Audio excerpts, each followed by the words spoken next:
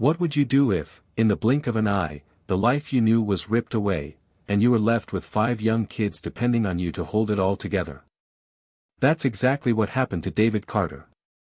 It was a rainy Thursday morning in early October, the kind of gray, moody day that already made you want to stay in bed. David stood at the kitchen counter pouring cereal for his twin daughters, Maddie and Zoe, who were arguing over which spoon was luckier. His teenage son, Ethan, was glued to his phone, barely acknowledging the world around him. Olivia, the second oldest, was struggling to find her other sneaker. And baby Noah, well, Noah was screaming. It was chaos. But it was their chaos. And despite the exhaustion etched on David's face, he still smiled when Maddie handed him a piece of her cereal, saying, "You need energy, Daddy." Everything changed with one phone call. David answered it with a distracted, "Hello," while trying to wrestle Noah into his high chair. But within seconds, the color drained from his face. His free hand slowly dropped to his side, the spoon clattering to the floor. His heart felt like it stopped mid-beat. The voice on the other end was calm, too calm. That's how he knew it was bad. "There's been an accident," the voice said. It was Amy, his wife. Or rather, it had been Amy. She was on her way to the hospital where she worked as a nurse. A collision on the highway. The other driver had walked away. Amy hadn't. Just like that, David was no longer a husband. He was a single father of 5. David didn't cry that first night. Not really. The kids needed him. He tucked them in one by one, answering questions he didn't have answers to. "Where's Mom? Is she in heaven? Who's going to sing to me now?" He told them she was gone. He told them she loved them. And then he sat on the floor outside their bedrooms and cried silently until the sun came up. They say grief comes in waves, but for David, it was more like a constant undertow. He had no time to grieve properly. The mortgage still needed to be paid. The kids still needed food, rides to school, and a million little things Amy used to handle with ease. He couldn't fall apart, not now. But falling apart didn't always look like screaming or breaking things. Sometimes it looked like forgetting to pack lunches. Sometimes it was zoning out during bedtime stories. Sometimes it was standing in the middle of the grocery store aisle not remembering why you came in the first place. The day after Amy's funeral, the casseroles stopped coming. The guests left. The house felt like a ghost town. "I can help," Olivia offered, trying to act older than her 14 years. She started waking up earlier, helping with breakfast, folding laundry.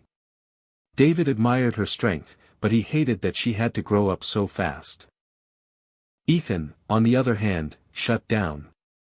He buried himself in video games, avoided eye contact, and rolled his eyes at every attempt David made to talk. The twins asked for their mom every night. And Noah? He just cried. David wasn't okay. And he hated admitting that. Friends reached out. So did Amy's sister, Jill, offering to take the kids for a while so David could get his head on straight. The implication stung more than the offer helped. Take the kids. What did that even mean? "I'm their father," he snapped over the phone. "They've already lost one parent. I'm not letting them feel like they lost another." But the truth was, he was drowning. One night, after hours of tantrums and spilled juice and missing homework, David collapsed onto the couch. The TV played something in the background, he wasn't watching. His phone buzzed with texts he couldn't bear to open. He thought about Amy. About how she always knew exactly what to say. How she could juggle everything, even when the world was on fire. He missed her laugh. Her stubbornness. Her steadiness. And now, it was just him. 5 kids. One broken heart. No instruction manual. The next morning, he woke up on the couch with Noah curled on his chest, one tiny fist gripping the fabric of his worn t-shirt. For the first time in days, David didn't feel panic when he opened his eyes. He felt purpose. He kissed the top of Noah's head and whispered, "I've got you, buddy." That day, David made a decision. He wasn't going to let this destroy them. He didn't know how. He didn't know if he could. But he was going to try. At dinner that evening, he sat the kids down at the kitchen table.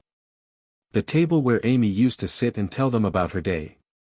The table where they'd once celebrated birthdays, messy science projects, and Taco Tuesdays. David cleared his throat. Things are going to be different now. And yeah, they're going to be hard. But we're still a family. And we're gonna get through this, together. The kids looked at him, confused, scared, hopeful. Ethan scoffed. "Yeah, right." But Olivia nodded slowly. Maddie and Zoe squeezed each other's hands. And baby Noah, as if on cue, giggled. It wasn't much. But it was a start. Hit subscribe and leave a comment with where you're watching from. This story might just spark a new beginning. What's one thing that always pushes you forward, even when things get tough? Before everything fell apart, David Carter was just a regular guy. He wasn't rich. He wasn't famous. But he was solid. Dependable. The kind of man who brought coffee to the crossing guard every cold winter morning, who volunteered to coach Little League even though he barely knew the rules. He worked as a maintenance supervisor at the local school district, fixing busted HVAC systems and replacing ceiling tiles like a pro. He loved his job, not because it was glamorous, but because it was practical. Useful. But if you asked him what made his life matter, he wouldn't say his work. He'd say Amy. They met in college. He was a transfer student majoring in construction management, she was studying nursing. Amy was the kind of girl who walked into a room and made everyone feel like they belonged. She laughed loudly. Danced in grocery store aisles. Spoke her mind, always. David, quiet and methodical, was drawn to her like gravity. Their love wasn't flashy. It was real. Built on inside jokes and midnight study sessions, on late-night drives and shared silence. They got married young, not because they had to, but because they couldn't imagine waiting. Everyone told them to slow down.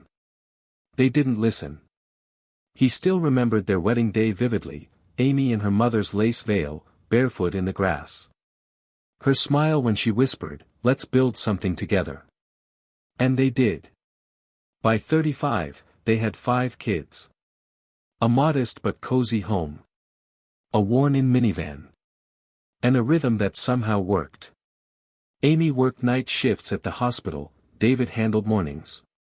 He'd make pancakes shaped like dinosaurs, pack lunches, and walk the twins to kindergarten. In the evenings, she'd take over, helping with homework, folding laundry, kissing bruised knees. They were a team. It wasn't always easy. Money was tight more often than not. Their youngest, Noah, had been born prematurely and spent his first 6 weeks in the NICU. Olivia went through a rough patch in middle school, and Ethan had a history of getting into fights at recess. But through it all, Amy was the glue. She was patient when David lost his temper. She was strong when he was tired. She believed in him, especially when he didn't believe in himself. David never imagined a life without her. She was the constant in the chaos.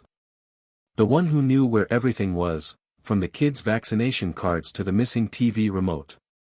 She had a way of calming storms with a glance. And now, she was gone. He kept seeing her in the smallest things, her handwriting on the calendar in the kitchen, the smell of her shampoo lingering in their bedroom, her playlist still queued up in the car. Every reminder was a wound he couldn't bandage. He remembered one night, about a year before the accident. They were sitting on the back porch after putting the kids to bed. Amy had her head on his shoulder, sipping cheap wine from a mug that said, #OneMom. She asked, "Do you ever think about what would happen if something happened to one of us?" David had laughed, brushing it off. "Don't start with that. You're not allowed to die before me. She smirked. You'd fall apart. He scoffed. No way. But now, here he was. Falling apart. And she wasn't here to help him put the pieces back together. David had always been the fixer. If a pipe burst, he patched it. If the lawnmower died, he took it apart and figured it out. But this grief, this single parenthood, this emotional wreckage, this wasn't something he could fix with a wrench or a YouTube tutorial. He had to figure out who he was without her. Not just for himself.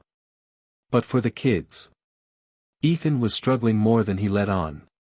He had his mother's eyes and her fire, but lately, all David saw was distance. The boy who once talked nonstop about basketball stats now barely looked up from his phone. Olivia, always sensitive, now carried the weight of the world like a little adult. She stopped hanging out with her friends, stopped talking about the future. And the twins, Maddie and Zoe, became inseparable. They clung to each other, whispering secrets, making up stories about mommy being an angel who watched them from the clouds. David didn't correct them. He didn't have the heart. Noah was too young to understand. But every night, he reached for the empty spot in the bed and cried. David found himself staring at photos more often than he should have. One in particular, a picture Amy had taken of all of them on the front porch, everyone grinning wide, covered in chocolate ice cream. It was taken last summer. That photo haunted him. He hadn't appreciated the normalcy when he had it. Now, he craved it like air. He wasn't perfect before the storm. Far from it. He had been impatient, sometimes distracted, often tired. But he had always believed he had time to figure it out. Time to be a better husband. Time to take Amy on a real vacation. Time to dance with her in the kitchen again. That time was gone. But maybe, just maybe, there was still time to be the father his kids needed. One night, while sorting laundry on the couch, David pulled out one of Amy's old sweatshirts. The navy one with the frayed sleeves. He buried his face in it, breathing in the faint scent of her perfume. I don't know how to do this, he whispered to no one. But I swear to you, I'll try. I'll try for them. He didn't know it yet, but that was the moment the shift began. The moment he stopped trying to survive the loss, and started building something new from it. It started with the plumbing. Of course it did. David had just gotten the twins off to school, late again, and was trying to scrub crayon off the living room wall when he heard it, a hissing sound coming from the bathroom. By the time he got there, water was bubbling up from underneath the sink cabinet like some slow-motion geyser. His stomach dropped. He knew what it meant. The pipe Amy had warned him about months ago. The one he said he'd get to next weekend. But that was before. Everything was before now. He shut off the water main and grabbed his toolbox. Normally, this would have been easy. A quick fix. But his hands were shaking. Sleep deprived. Head pounding. He hadn't eaten since the night before, half a leftover chicken nugget and a slice of cold pizza. Noah was crying upstairs. Again. David sat back on the bathroom floor, staring at the rust-stained pipe, overwhelmed by the weight of it all. It wasn't just the plumbing. It was the mail piling up. The unpaid electric bill. The voicemail from Ethan's school about his concerning behavior. Olivia's blank stares. The twins asking again why mommy couldn't come back, just for a little while. Everything was breaking at once. And no wrench in the world could fix it. That afternoon, David picked the twins up from school, only to find Maddie in the nurse's office with a scraped knee and Zoe in tears because a boy told her she couldn't bring two dads to the parent lunch. She doesn't even have one dad, the boy had said. She just has that guy who always looks tired. David didn't know whether to laugh or cry. He drove home gripping the wheel tighter than necessary, the silence in the car thick and hot. He pulled into the driveway, turned off the engine, and just sat there. You okay, Daddy? Maddie finally asked. Yeah, he said, forcing a smile. Just thinking. Inside the house, Olivia was doing dishes without being asked. That should have been a red flag. When he asked how her day was, she shrugged. He pressed. She shrugged again. Then, I got into a fight, she mumbled. With Kendra. She said Mom dying was probably our fault 'cause we're cursed or something. David's breath caught. She actually said that? She was joking. I guess. He wanted to go find that kid. Or her parents. Or maybe just scream into the void. But instead, he walked over and wrapped his arms around Olivia. She was stiff at first, then leaned into his chest. She didn't mean it, she whispered. She didn't have the right to say it either. Later that night, after the kids were asleep and the house had quieted, David sat in the kitchen scrolling through bills on his laptop. The numbers weren't adding up. Mortgage, groceries, gas, school supplies. Everything was catching up to him. Amy had always managed the budget. Now he couldn't even remember the password to their online banking without resetting it. A knock at the front door startled him. He opened it to find Jill, Amy's sister, standing on the porch in a long coat, holding a covered dish and wearing that familiar look of concern. She didn't wait to be invited in. Chicken pot pie, she said, brushing past him. And yes, I added the extra time like Amy used to. David exhaled slowly. Thanks. Jill turned to face him, crossing her arms. You look like hell, David. Appreciate the pep talk. She sighed. I'm serious. You need help. I'm managing. Barely. Let me take the girls for a few nights. Or Noah. You haven't had a minute to yourself since the funeral. You're not sleeping. You're not. I said I'm fine. You're not. David's jaw tightened. He didn't want to fight. Especially not with Jill. But something in him snapped. I can't hand them off, okay? They already lost their mother. I can't let them feel like they're losing me too. Jill's voice softened. They wouldn't be losing you. They'd be getting a version of you who's not hanging on by a thread. He didn't answer. Just stared at the pot pie on the counter like it might explode. Please, she added. Just think about it. He did think about it. All night. What if she was right? What if the kids needed more than what he was giving them? What if they were unraveling, just like he was? At 2 a.m., he went to check on them. Maddie and Zoe were tangled up in the same blanket, breathing in rhythm. Ethan was half asleep with his earbuds still in. Olivia had fallen asleep with a book still open on her chest. And Noah was curled in his crib, fingers wrapped around the stuffed giraffe Amy had bought him on his first birthday. David stood in the hallway, back against the wall, heart aching. This was his family. Flawed. Fragile. Grieving. But still here. Still breathing. The next morning, he sent Jill a text. Not yet. But soon. Maybe. It was the closest he could get to admitting the truth. He couldn't do it alone forever. And maybe he didn't have to. There are days in your life when everything changes, and you don't even realize it until much later. For David Carter, that day started like most others. He was late getting out of bed, the house was a war zone, and someone had spilled syrup on the dog. He still didn't know how that had happened. All he knew was he had 42 minutes to get 5 kids fed, dressed, and out the door, or risk losing his job. Again. He snapped at Olivia for not moving fast enough. He barked at Ethan for not helping. And when Zoe burst into tears because she couldn't find her purple headband, David just stood there. Frozen. Completely overwhelmed. I can't do this, he muttered to himself. But he did. Somehow. Again. By 9:15 a.m., he had dropped off the twins and Olivia at school. Noah was at daycare, thanks to a neighbor who offered a discount rate out of sheer pity, and David had just pulled into the parking lot of the maintenance office. He was 27 minutes late. His boss, Greg, gave him that look again. The same one he'd been giving for weeks now. David didn't blame him. He'd missed 3 days the previous month. Showed up disheveled. Forgot to file inspection reports. Once, he left his keys inside a school gym for 2 hours.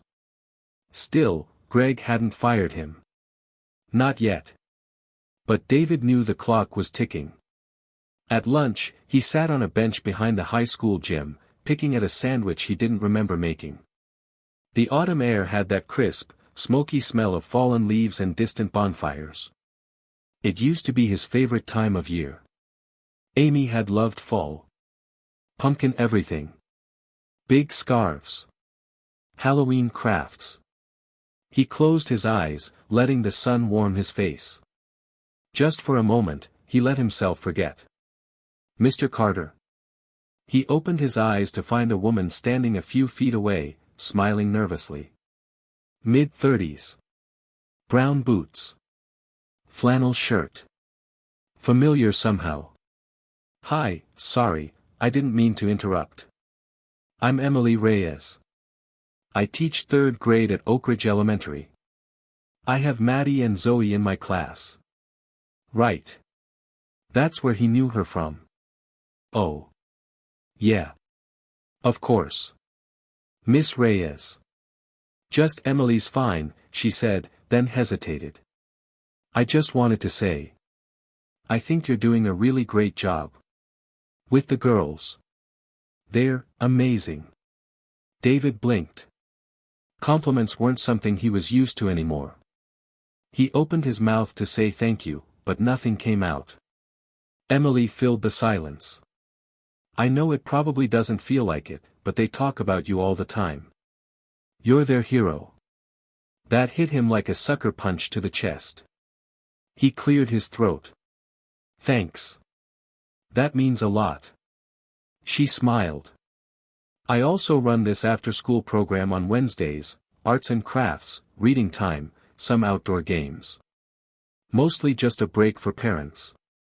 It's free. I mean, mostly funded by the PTA. David narrowed his eyes. You trying to tell me my kids need a break from me? Emily laughed. No. I'm saying you might need a break for you. That night, he sat at the dinner table, stirring spaghetti in a pot, while the kids argued about who would get the last breadstick. The usual. But in his mind, something was shifting.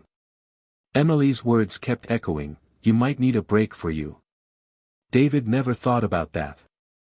He had been operating in survival mode for so long, he couldn't remember the last time he did anything for himself. Not even something big. Just, something. He glanced over at Noah, who had fallen asleep mid-meatball. Olivia was doodling in her notebook. Ethan, shockingly, wasn't on his phone. Maddie and Zoe were braiding each other's hair while whispering some secret twin language. Maybe, just maybe, they could survive this. That weekend, David made a choice. A real one. He took all 5 kids to the park. It didn't sound like a big deal, but it was the first time he'd taken them out in public by himself since Amy's funeral. The idea of being stared at, pitted, or, worse, asked questions he couldn't answer had kept him tethered to their house. But not today. Today, they piled into the minivan, music blasting, and headed to Lincoln Park. David brought snacks. Juice boxes. Extra diapers. He even remembered sunscreen. They stayed for 3 hours. He pushed the twins on the swings. He helped Olivia sketch the pond. He threw a football with Ethan, who actually smiled, for real, for the first time in weeks. And when they got home, everyone was sunburned, exhausted, and happy. David collapsed onto the couch and looked around at the chaos. Backpacks thrown across the floor. Shoes everywhere. Crumbs on the carpet. But for the first time since the funeral, it didn't feel like a mess. It felt like life. That night, he sat on the porch after the kids went to bed. The air was cool, and the stars were starting to peek through the dark sky. He leaned back in the old patio chair Amy used to call her throne and let himself breathe. Really breathe. Was he healed? Not even close. But was he still breathing? Yeah. He was. And that counted for something.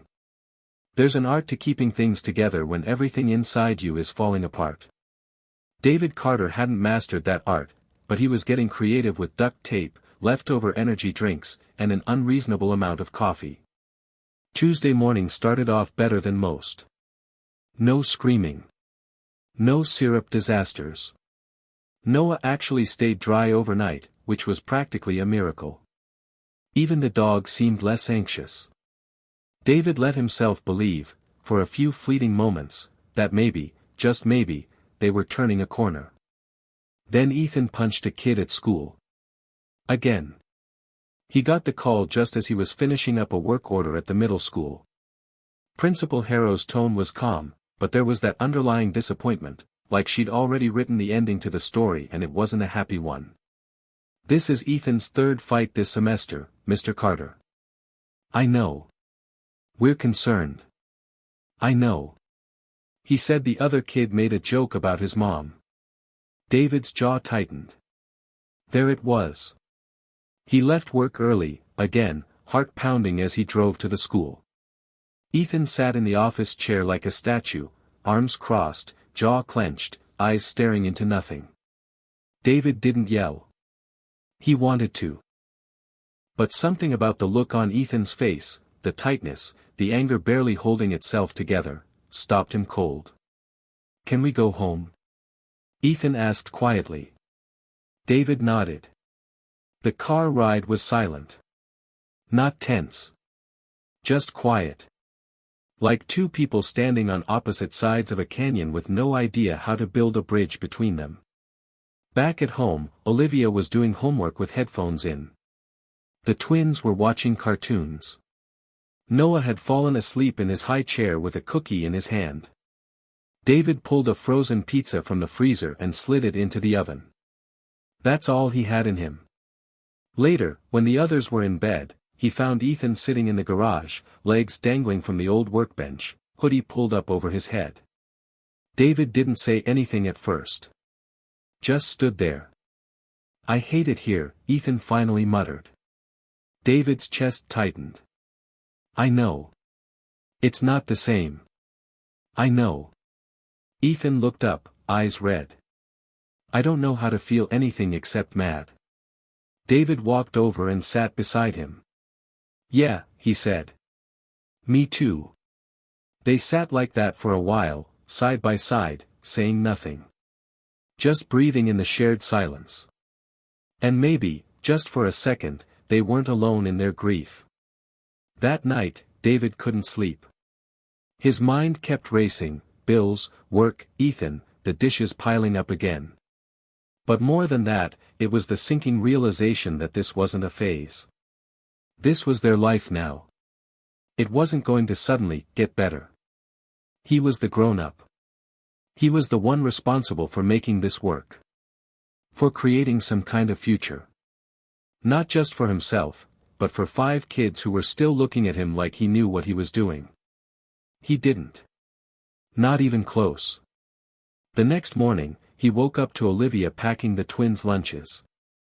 Ethan was already dressed, earbuds in, but he nodded at David when they passed in the hall. A small gesture.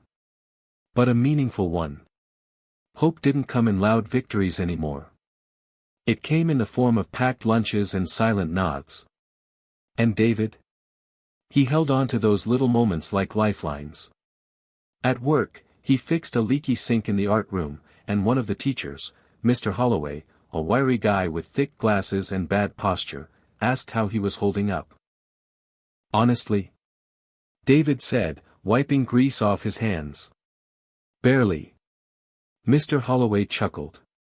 "You'd be surprised how many of us are just faking it until the bell rings. David laughed for the first time in days. It felt strange. But good. Later that week, he showed up early to pick up the twins from the after-school program. Emily Reyes greeted him with her usual warm smile. "They were great today," she said, handing over 2 papier-mâché pumpkins dripping with glitter. "Zoe says she's inventing a holiday called Pumpkin Thursdays. You're required to eat orange food." David grinned. "I'll clear my schedule." Emily looked at him, more serious now. "You're doing better." He raised an eyebrow. "Am I?" She nodded. "You're showing up. Even when it's hard. Especially when it's hard." He didn't know what to say. So instead, he said the truth. "Sometimes I feel like I'm holding everything together with duct tape and hope." Emily tilted her head. "Honestly? That's better than most people manage." That night, he sat at the kitchen table filling out a job application for a weekend handyman gig. They needed the extra money, and he was finally in a headspace where he could think about the future, at least a little. The kids were asleep. The house was still. And David, for the first time in weeks, felt like maybe, just maybe, he had room to breathe. Not forever. Not fully. But enough to keep going. The thing about rock bottom is that you rarely know you're there until you've already landed. David had been inching toward it for weeks. Quietly. Without fanfare. Like a slow leak under the floorboards, everything looked fine from the outside, until one day, it just collapsed. It was a Friday. It started with a missed alarm, a spilled carton of milk, and Zoe throwing a full tantrum because someone had put her socks on inside out.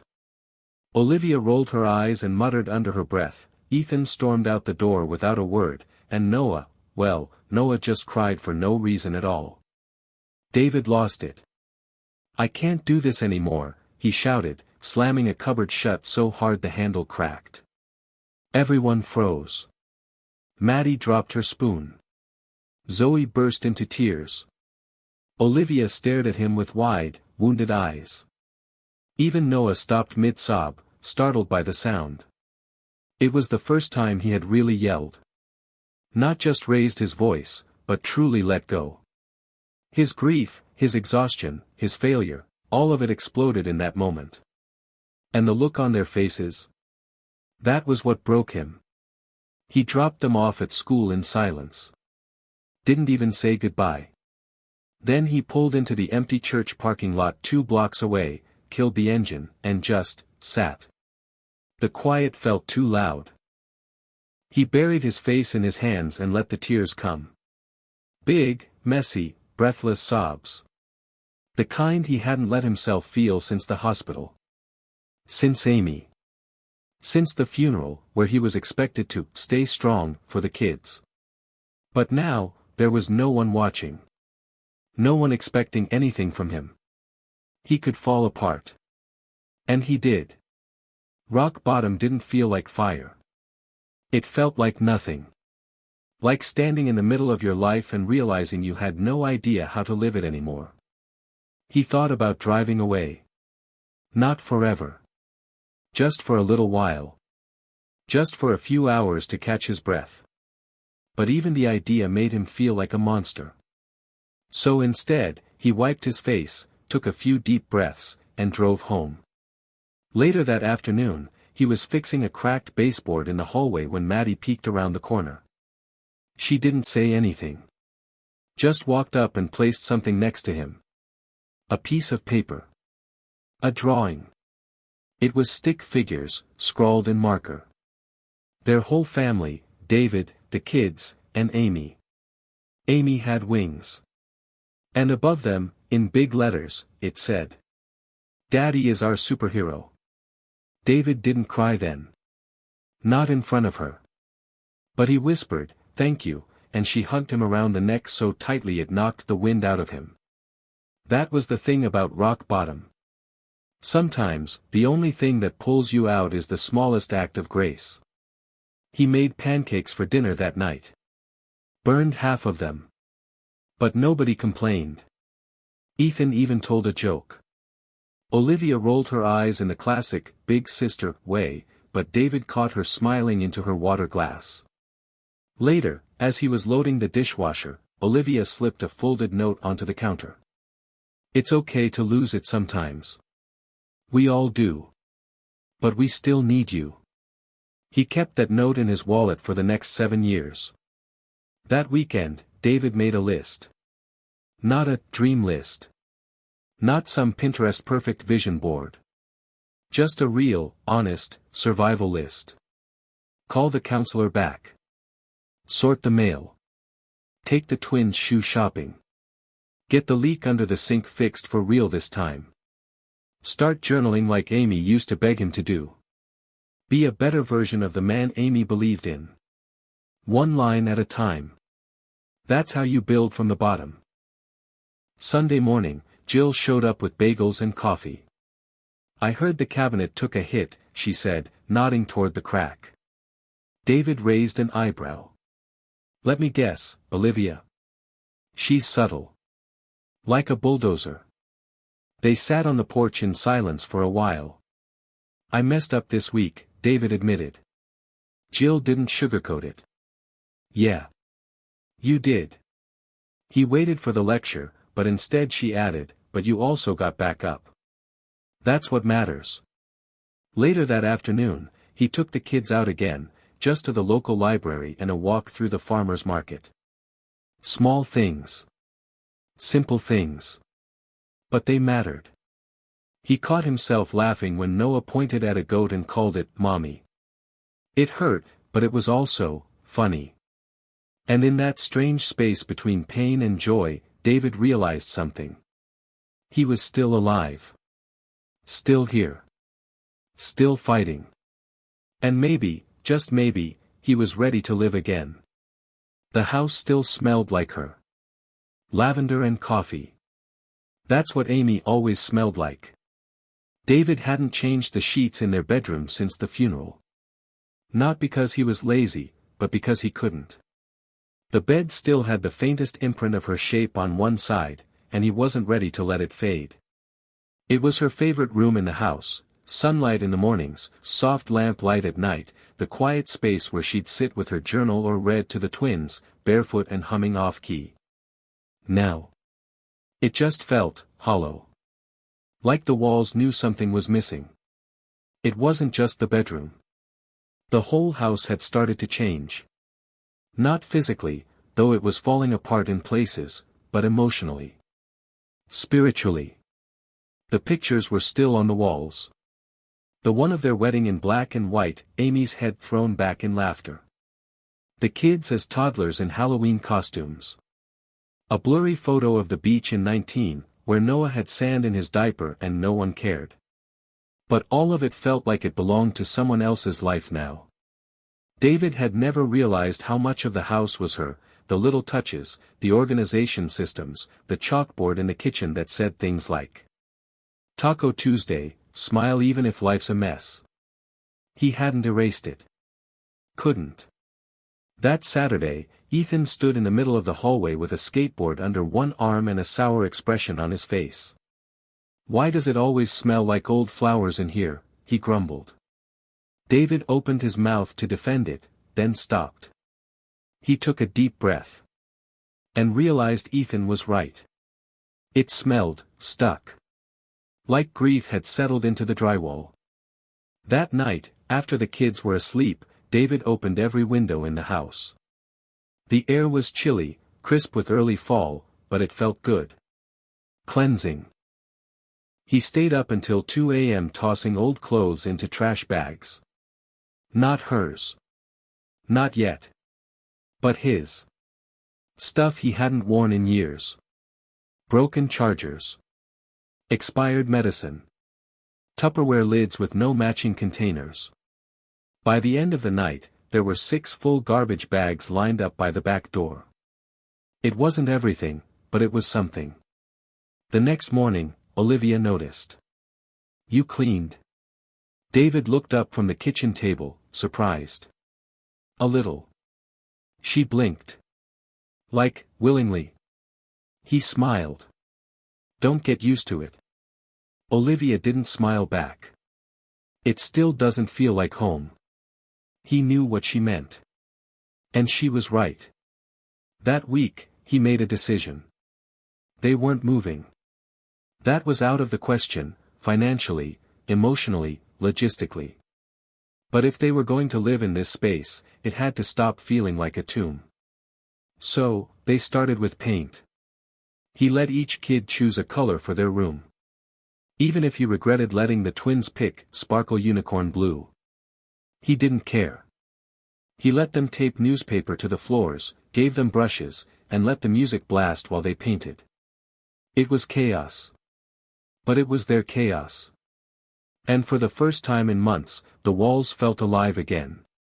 Ethan, to everyone's surprise, asked if he could help repaint the garage. Said he wanted to build a mini ramp for his skateboard. David said yes, partly because he was desperate to bond with him, and partly because the garage already looked like it had been hit by a hurricane. They spent the weekend sanding old boards, hammering panels, and arguing about screws. It was the most they'd talked in weeks.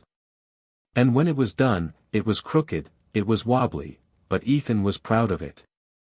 That was enough. Zoe and Maddie drew rainbows on their walls with permanent marker. David didn't stop them. Olivia added fairy lights to her room and printed out poems to tape above her desk. At night, David sometimes caught her reading with a soft smile on her face. She looked like Amy in those moments, quietly brilliant. Even Noah, with his baby babble and mismatched socks, started waddling around the living room like he owned the place again. Bit by bit, room by room, they were reclaiming it. Not erasing her. Just rewriting what it meant. One evening, as David stood in the kitchen, arms covered in paint, dishes piling up in the sink again, Jill came over. She walked through the door and froze. "Wow," she said. "It's brighter in here." David looked around. Yeah. Like people actually live here." He nodded slowly. "We're trying." She smiled. "You're not just surviving anymore." The house didn't feel like Amy's house anymore. It didn't feel like a stranger's either. It felt like something new. Still tender. Still fragile. But real. It wasn't just a place to grieve anymore. It was a place to begin again. There are rare stretches of time in life where things just work. No dramatic meltdowns. No unpaid bills piling up on the counter. No one throws up in the car. The dog doesn't eat someone's math homework. For David Carter, this was that stretch. It wasn't perfect. Far from it. But for the first time in a long time, there was a rhythm. A fragile, hard-earned rhythm. Mornings were still hectic, 5 kids will never equal calm, but they had routines now. Olivia helped make lunches, a role she took seriously with clipboard-level authority. Ethan walked the twins to the bus stop, usually with earbuds in, but still, he was showing up. Maddie and Zoe no longer argued over who got the sparkly backpack, because David bought another one. And Noah? Well, Noah woke up smiling most days, which felt like its own small miracle. David didn't wake up dreading the day anymore. He still woke up tired, but not empty. He'd started writing again. Just a little. Late at night, after dishes were done and the kids were asleep, he'd sit at the kitchen table with a notebook. Not a computer, Amy hated screens at night. A real notebook, like the ones she used to fill with thoughts, prayers, half-started poems. David didn't know what he was writing. It wasn't a journal exactly. More like letters. Fragments. Bits of memory. A way to hold on to her while learning how to let her go. Sunday mornings had become sacred. Not for church, they hadn't made it back to that yet, but for pancakes, puzzles, and slow music playing from Amy's old speaker.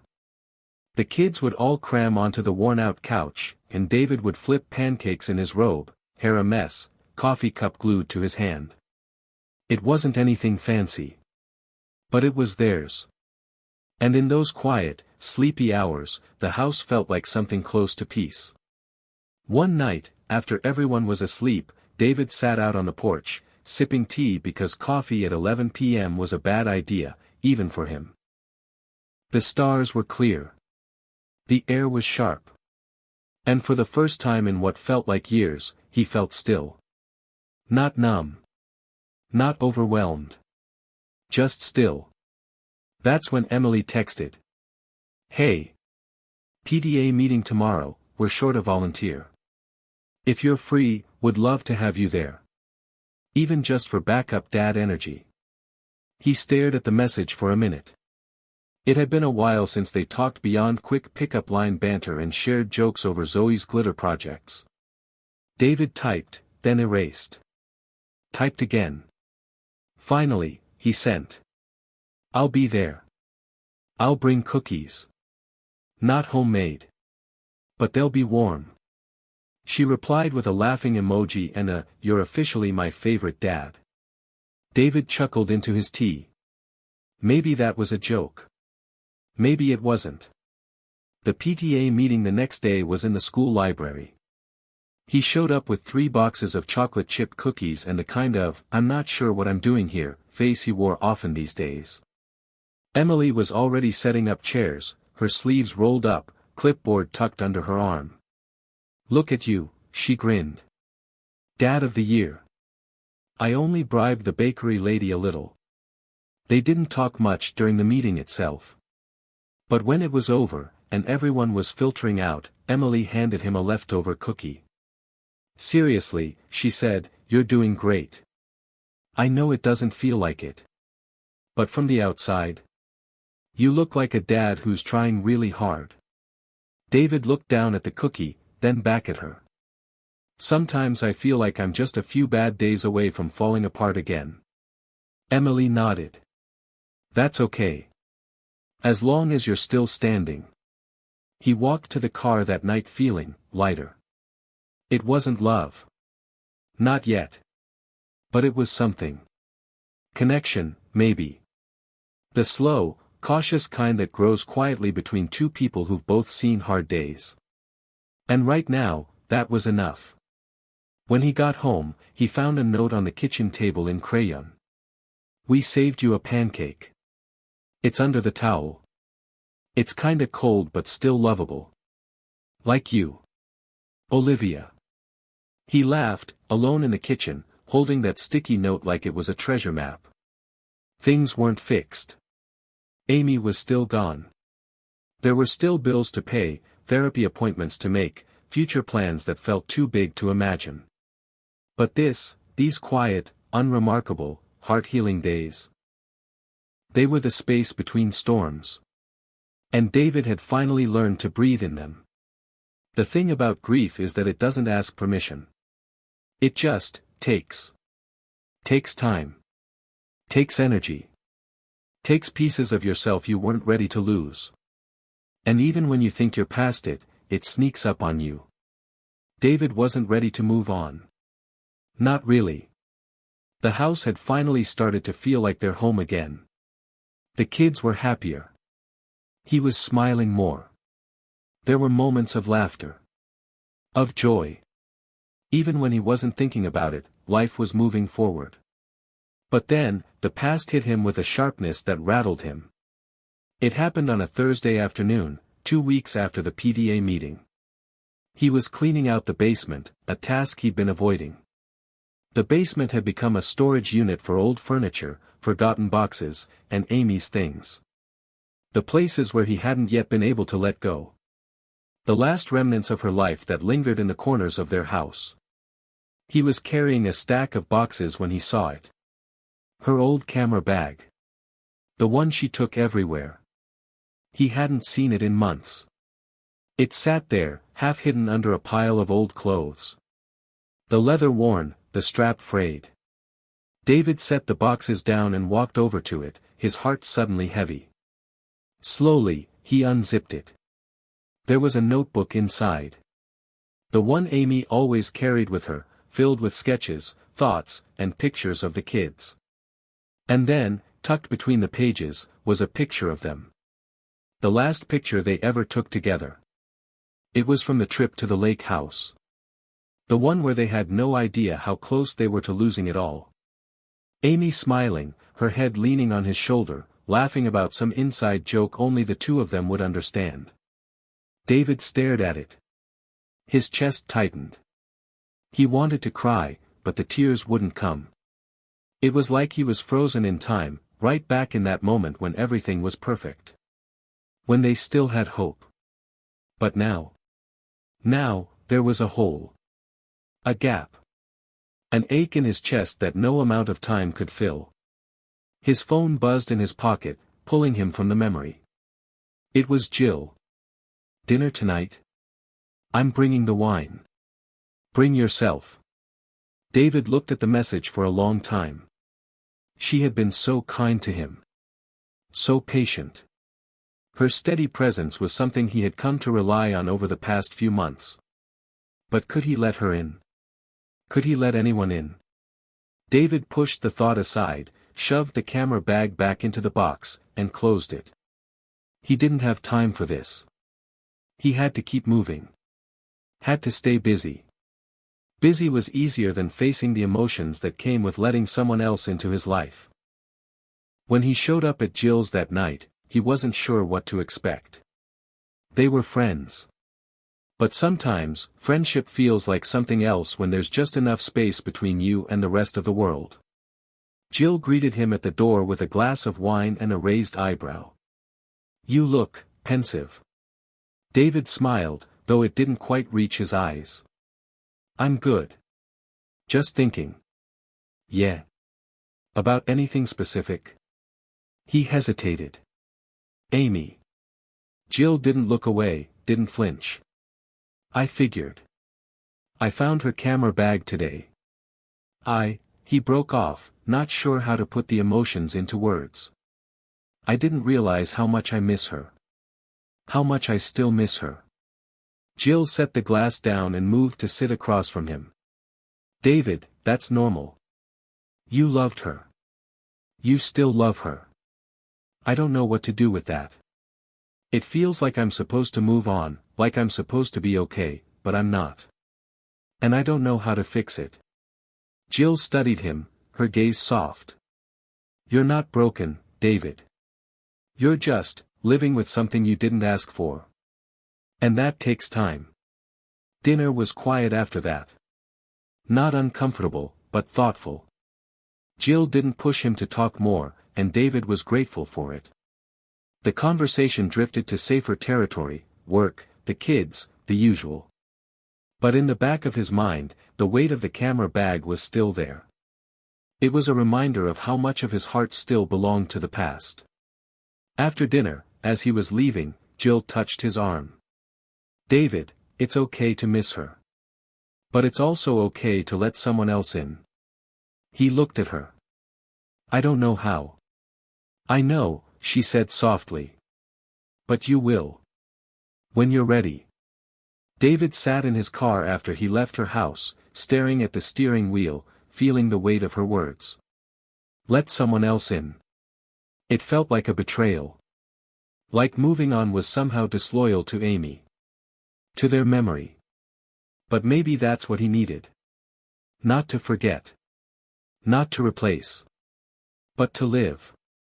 The next day, after the kids came home from school, David sat with them on the porch, watching the sunset. He couldn't stop thinking about Jill's words. About how life didn't have to be one or the other. You didn't have to hold on to the past to love the present. But was he ready to try? To take that step? For the first time in a while, David didn't have the answers. He wasn't sure if he ever would. But he was starting to believe that maybe he didn't need them. Not right now. Because even in the midst of his grief, his kids still needed him. They were moving forward, so maybe it was time for him to take that step too. It was Saturday morning, and the kitchen was a mess, flour everywhere, a half-empty bowl of pancake batter on the counter, and the unmistakable sound of 5 kids arguing over who got to lick the spoon. David stood at the stove, flipping pancakes as the chaos swirled around him. For once, he didn't mind it. He'd gotten used to the noise. The clutter. The mess. It was part of their new rhythm. As he poured the next batch of batter, his phone buzzed on the counter. It was Jill again. "Come help me move the couch at my place. You're good at heavy lifting, right? No judgment if you're busy, just thought you might want a break from pancakes." David chuckled. The idea of spending his Saturday moving furniture wasn't exactly appealing, but there was something about Jill's casual tone, her willingness to keep showing up, that made him think, maybe it was time to say yes. He sent a quick reply. "Sure. Give me an hour. I'll bring the kids if that's cool." He didn't really need to bring the kids. They were perfectly fine with Zoe and Maddie arguing over who could stack the breakfast plates, while Noah tried to feed the dog a pancake that would probably end up on the floor anyway. But something about being around someone who chose to make space for him, who didn't make him feel like a project or a charity case, it felt like a chance to start something new. When they arrived at Jill's, the kids piled out of the car, instantly scattering toward her backyard, eager to see her garden and the chickens she had recently adopted. David couldn't remember the last time he'd had this much room to breathe without feeling like someone was waiting for him to crack. Jill greeted him with a smile, handing him a water bottle. "Thanks for helping. I've been living with this couch in the wrong spot for weeks." David raised an eyebrow. "How do you live with it?" "Stubbornness," she said with a wink. "And denial. Works for a while." They moved the couch in silence, their teamwork effortless. He hadn't realized how much he missed just being able to do something with his hands, something that didn't require emotional labor. As they shifted the couch, the doorbell rang. Jill froze, glancing toward the front door. "Sorry, that's my sister.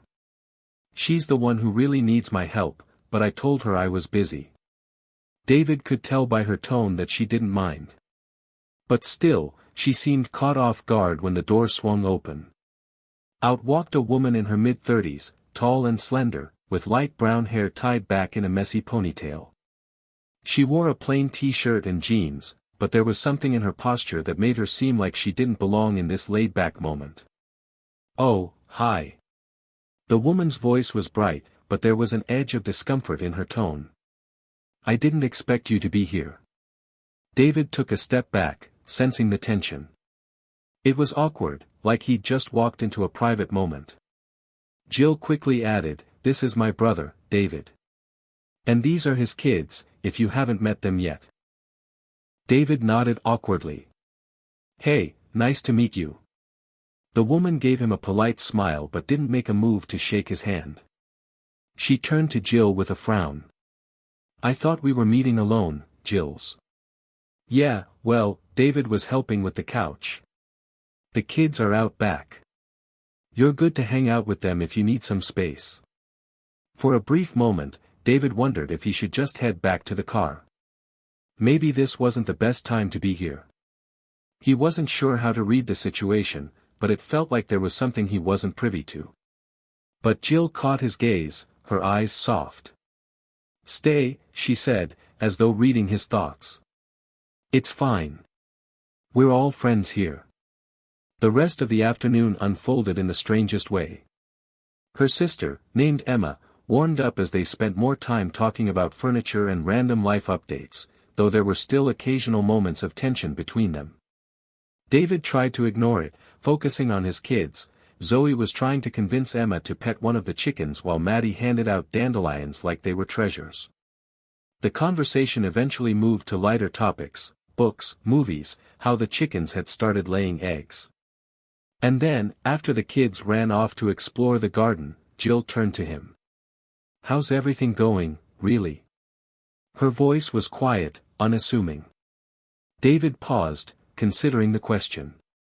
It felt like a subtle challenge, an invitation to talk about the things he usually kept hidden. "I'm doing all right," he said slowly. "Better than I was a few months ago." Jill smiled. "You've made a lot of progress, you know." "I don't know if I feel like I've made progress," David replied, scratching the back of his neck. "Some days, it still feels like I'm just pretending." I don't know how to make this feel right again. Jill leaned against the counter, her arms folded. Right now, it's not about making it right. It's about learning how to keep going even when you feel like it isn't. David looked at her, really looked at her for the first time in a while. And what if I'm scared to keep going? What if moving forward just feels wrong? Jill's eyes softened. It's not wrong. It's just hard. And you can't rush it. The past doesn't go away, but you get to decide how it fits into your future. Not the other way around. He took a deep breath, feeling that familiar knot in his stomach loosen just a little. I don't think I'm ready to let go of the past. It's just too much. I know. And that's okay. You're still figuring out how to make it work. Jill smiled gently. It's all part of the process. As the afternoon wound down, David helped gather the kids and started loading them into the car.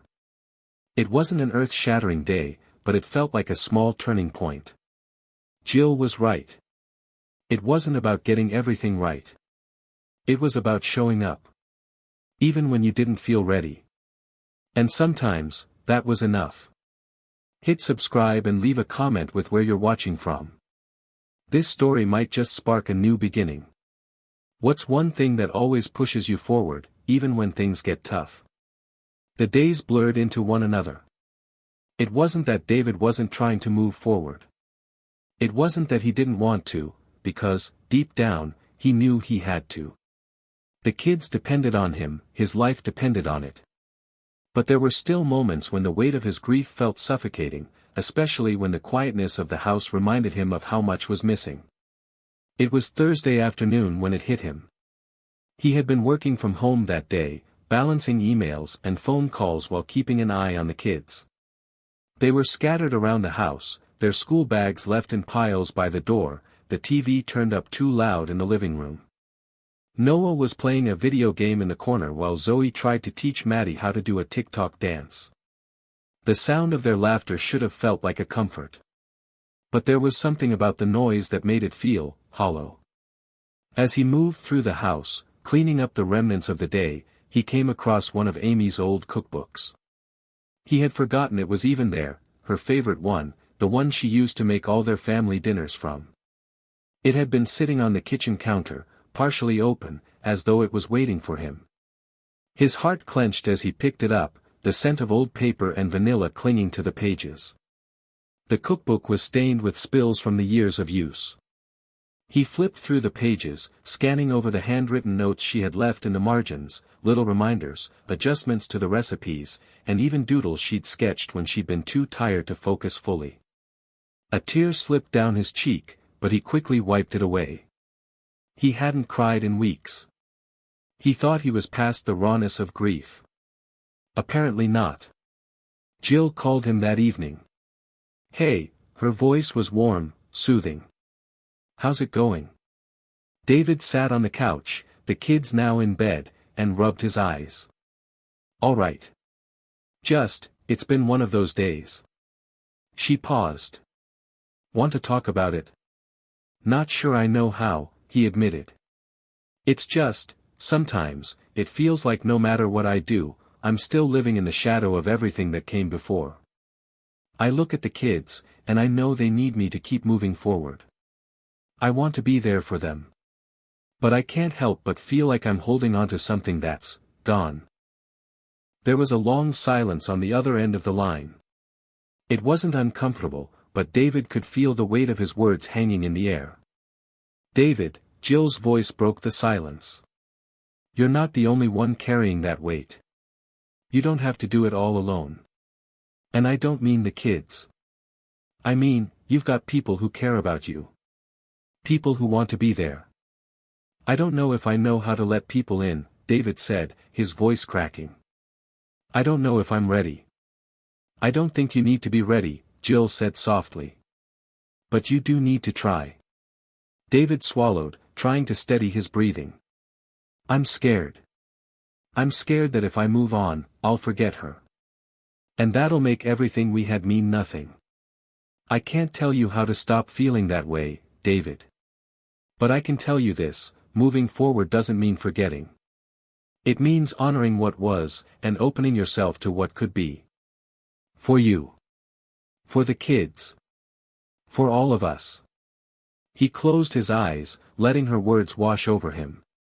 Maybe it was time to stop being afraid of what moving forward might mean. Maybe it was time to find a way to live for the future, while still holding on to the love he had for Amy. The next morning, David made a decision. He was going to take the kids to the lake house. He hadn't been back there since that trip, a painful reminder of everything they had lost, but it was time. He could feel the weight of the past pulling at him, and he knew he couldn't run from it any longer. The drive was quiet, the kids all bundled up in the back of the minivan, fighting over the playlist. It felt like the usual noise, the usual chaos. But there was something different about it this time. A new sense of purpose lingered in the air. As they pulled into the driveway of the lake house, the memories hit David like a tidal wave. The dock. The wooden swing. The smell of the lake. The kids jumped out of the car, eager to stretch their legs and explore. David stood frozen for a moment, taking it all in, the beauty, the serenity. He had thought he'd never be able to come back here. The last time he had stood here, he had been filled with dread. Now, it was different. It felt like a place of possibility. For the first time in a long time, David didn't feel like he was walking into a ghost. Later that evening, as the kids gathered around the fire pit, roasting marshmallows, David stood by the water, watching the ripples of the lake catch the fading light. It was strange. This place, once so filled with pain, was now beginning to feel like a new beginning. I was scared of coming back here, David admitted aloud, as Jill approached quietly behind him. Jill didn't respond right away. She just stood there, beside him, letting the silence stretch between them. She understood. I thought coming here would tear everything open again, David continued, that I wouldn't be able to handle it. But now, I think I've been running from something that needed to be faced. Jill turned to him, offering a soft smile. You don't have to face it all at once, David. But you can face it. That's the first step. David nodded, taking in a deep breath. I'm ready to try. For them. For me. For all of us. The rest of the evening passed in a gentle haze of quiet conversations and laughter. The kids ran around, playing games as the stars began to twinkle overhead, and David sat back, feeling something inside him shift. Maybe moving forward wasn't so scary after all. And maybe, just maybe, this house, this place that had once been filled with sorrow, could now be a place of hope. The following weeks were a blur of routines, school projects, and late-night discussions about everything and nothing. David had fallen into a rhythm he hadn't expected. The house was still messy, and the noise was still overwhelming at times, but there was something different now. The guilt hadn't disappeared entirely. That would take time. But for the first time in months, he found himself smiling more, laughing more, and, oddly enough, looking forward to the days ahead. It was a chilly Saturday morning when Jill called him again. Her voice was light but tinged with excitement. Hey, I've got a crazy idea, she said. David raised an eyebrow. Crazy ideas are my specialty. What's up? I was thinking we should all do a weekend trip, just you, me, the kids. A family trip. No big plans, just time together. What do you think? David paused. The idea of a family trip felt both exciting and terrifying. A trip meant more time spent with the kids, more time spent with Jill. But it also meant stepping further into a kind of new normal he hadn't fully embraced yet. I think that sounds good, he said slowly. When were you thinking? I'm thinking next weekend. I've got a cabin booked by the lake. It'll be a little cramped, but we can make it work. What do you say? David took a deep breath. Okay. Let's do it. The days leading up to the trip were filled with packing, cleaning, and organizing, but there was a different kind of energy in the air. The kids were excited. They were eager to spend time with Jill, and though David noticed the glances they exchanged when they thought he wasn't looking, he couldn't help but feel a warmth in his chest. They were starting to accept the idea of her, of a new kind of family. But it wasn't just the kids he had to convince. By the time they reached the cabin, the kids were practically bouncing off the walls. They had piled into the minivan with all their favorite snacks, games, and, of course, plenty of questions about the trip. David pulled up to the cabin, and for a moment, he just sat there in the driver's seat, staring at the rustic structure. It wasn't fancy, but it was peaceful. And it had been a while since he had taken time for anything that felt like a real vacation. He turned to Jill, who was sitting in the passenger seat, grinning at the sight of the kids already arguing over who would get the biggest room. "So, this is it?" David asked, smiling a little. "This is it," Jill confirmed. "Think of it as our little getaway. No distractions. Just us. No expectations." David nodded slowly. "All right, let's do it." The first evening at the cabin was exactly what they needed. The kids ran around outside, collecting sticks for a bonfire, while David and Jill sat on the porch, sipping coffee.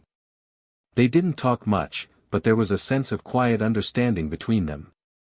It was like they both knew this was a chance to reset, to just exist together in a space that didn't carry the weight of their past.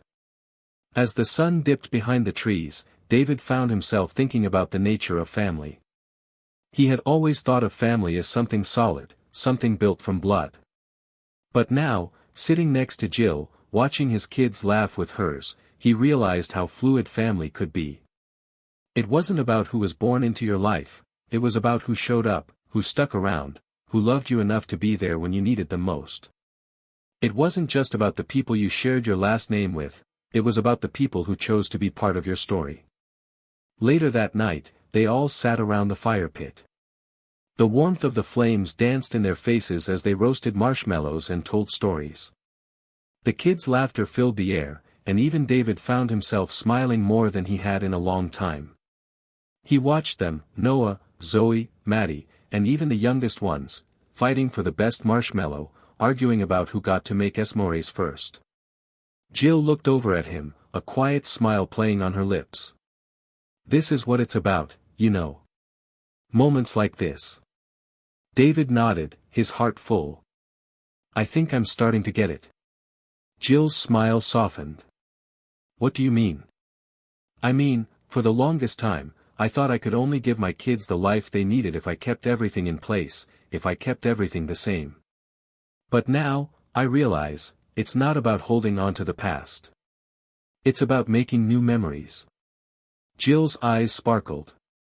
"Exactly. You're doing great, David. You're letting yourself be open to a new version of family. A different kind of family." David shifted his gaze to the kids. Maddie had just slipped and fallen into the grass, but Noah was quick to help her up, brushing dirt off her jacket as they both giggled. Zoe was whispering something in Jack's ear, which made him laugh, though it was hard to tell if she was telling a joke or just being a little mysterious. For the first time in a long while, David felt like they had found a new sense of togetherness.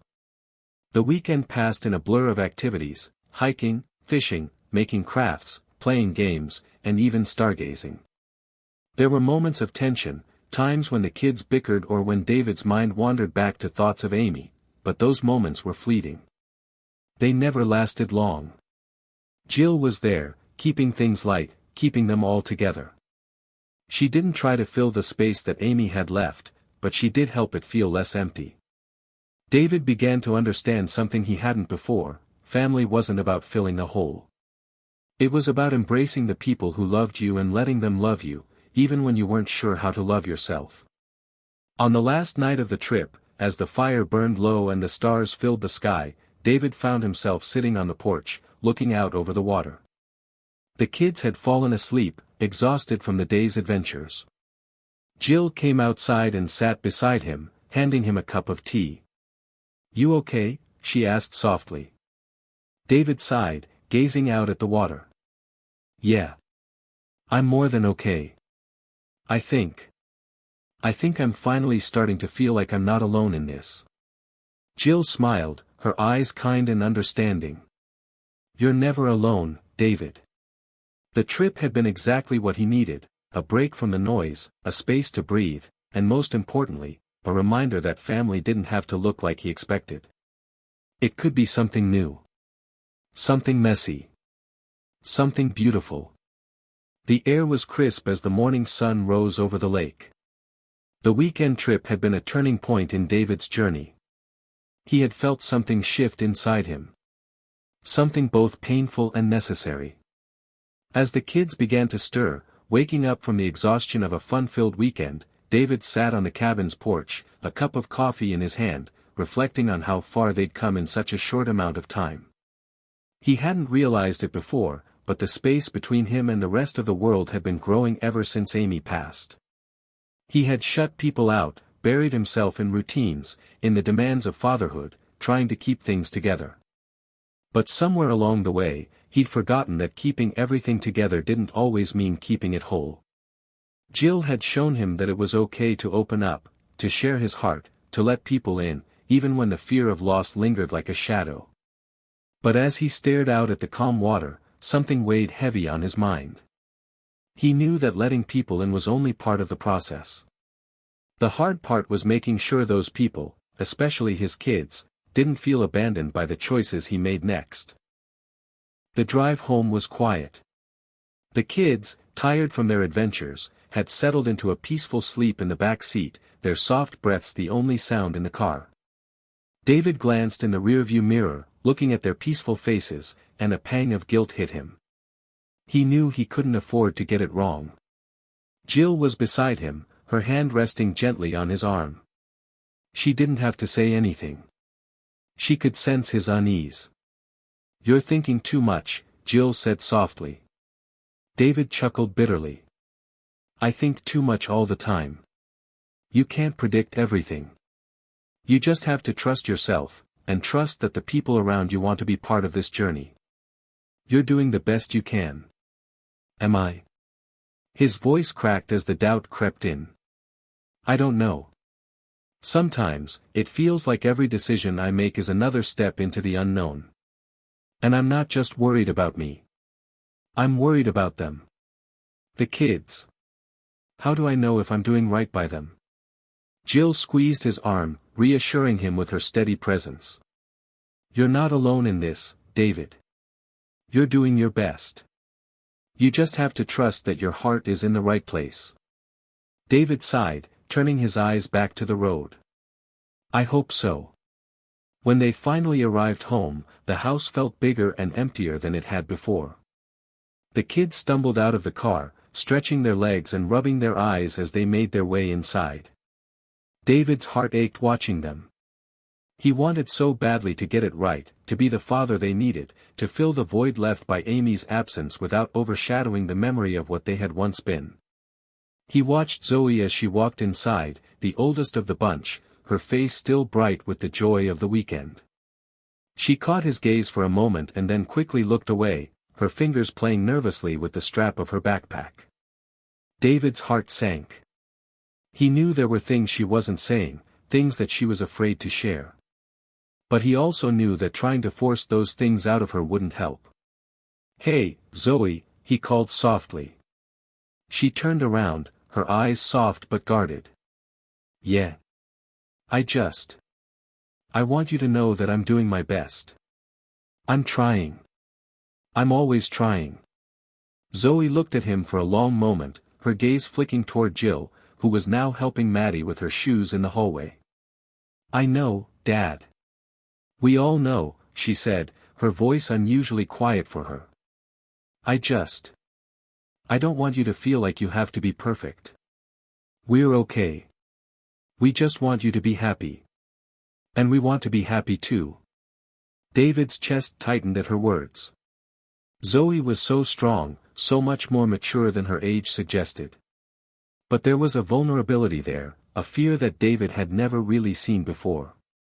"Are you sure?" he asked, his voice soft. Zoe nodded, forcing a small smile. "Yeah. I'm sure. That evening, after the kids were in bed, David and Jill sat on the couch together, the house once again enveloped in quiet.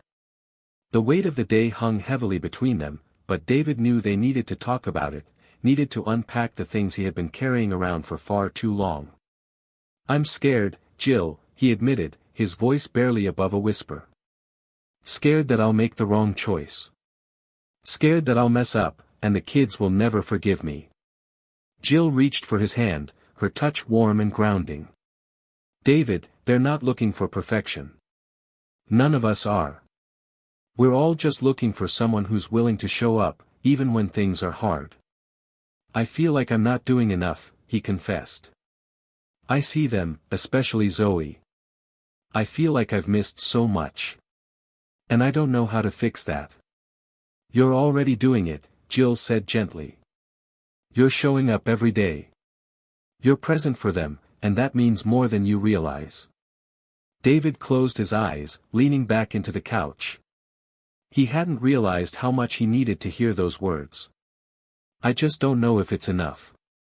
"It is," Jill said. "They need your love, your guidance, your presence. They don't need you to be perfect. They just need you to be you." The next morning, David woke up early. The house was still quiet, and for a moment, he just stood there in the kitchen, taking in the stillness. He was still struggling with the enormity of the choices he had to make, choices that would shape the future for him and his kids. But standing there, looking out the window at the peaceful backyard, he realized something important. He couldn't change the past, and he couldn't predict the future. All he could do was choose to make today count. To show up for his kids. To show up for himself. To give them a future, even if he didn't have all the answers yet. And maybe that was enough. Maybe it was more than enough. As the kids slowly trickled into the kitchen, yawning and stretching, David set the table for breakfast, feeling a small sense of peace settle over him. The road ahead would still be tough. But at least he didn't have to walk it alone. The days after their trip were quieter than David had anticipated. The kids, despite their initial excitement about the adventure, had settled back into their routines. The normal chaos resumed, homework scattered across the dining table, the relentless hum of the TV in the background, the endless stream of, "Dad, I need this," or, "Dad, what's for dinner?" But there was something different now. The tension, the awkwardness that had once defined the space between them, was slowly dissolving. David wasn't sure if it was the weekend trip, the deep conversations with Jill, or just the slow passage of time, but he felt more connected to the kids than he had in a long while. Except for Zoe. Zoe had always been his rock. She was the oldest, the one who had taken on a kind of responsibility that no child should bear. After Amy's passing, she had tried to fill the void left in the house, trying to keep the younger ones in line, stepping in when David didn't have the strength. But lately, something had changed. Her smile wasn't as bright.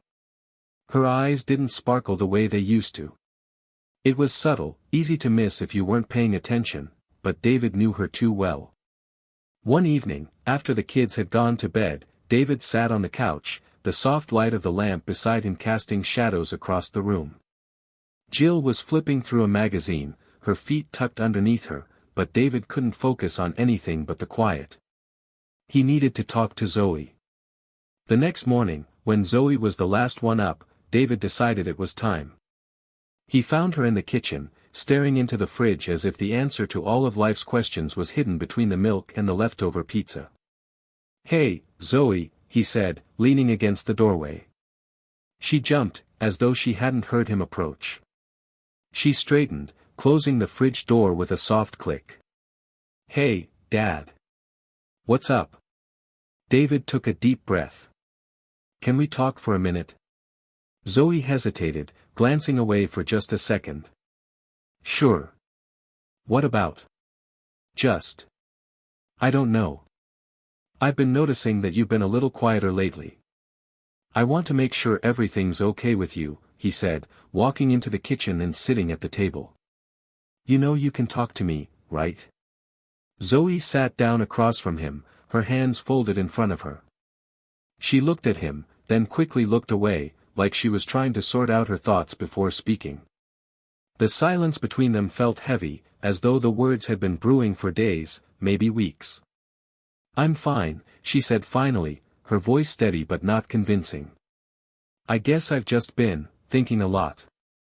David's heart clenched. He knew she was holding something back, and it hurt. Thinking about what? Zoe shrugged, a nonchalant gesture that didn't match the tension in her eyes. "Just stuff. You know. Things are different now." David nodded, his voice soft. "I get it. Things have changed a lot for all of us." Zoe bit her lip, her eyes welling with unshed tears. "Yeah, but it's not just that. I feel like you're not really here anymore, Dad." David's breath caught in his throat. The words hit harder than he'd expected. "What do you mean?" "I don't know," she said, her voice cracking. "It's like, you're here, but you're not really here. You've been so busy trying to make everything work, trying to keep everything together, that I think you've forgotten about us." "About me?" David's chest tightened, guilt washing over him like a wave. "Zoe, I'm so sorry. I never meant to make you feel that way." "I know," she whispered. "But I miss when it was just us. Before everything happened. It wasn't perfect, but at least we had each other. And now, it feels like you're trying to fill a space that can't be filled." David's eyes stung with unshed tears, and he fought to keep his voice steady. "I don't want to replace her, Zoe. I'm just trying to make sure we all have something to hold on to.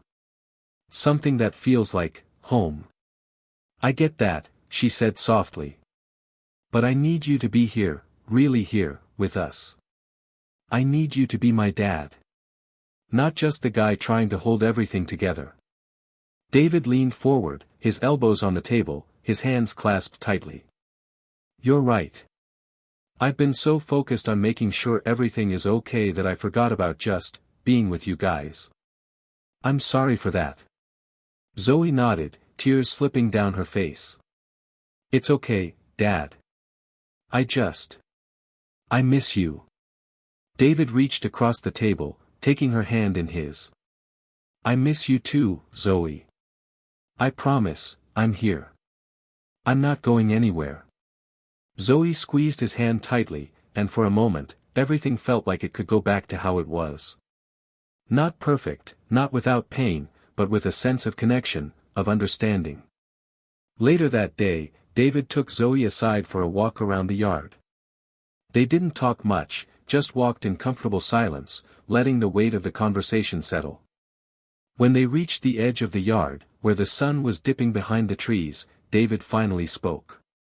"I'm still learning, Zoe. I'm not perfect.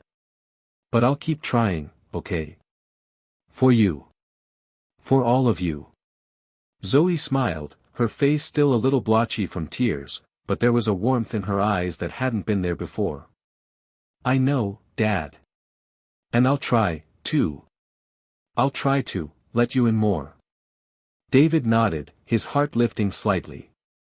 "We'll figure this out. Together." That night, after the kids were in bed, David and Jill sat down to talk. He shared everything with her, the conversation with Zoe, the guilt, the realization that his focus had been off.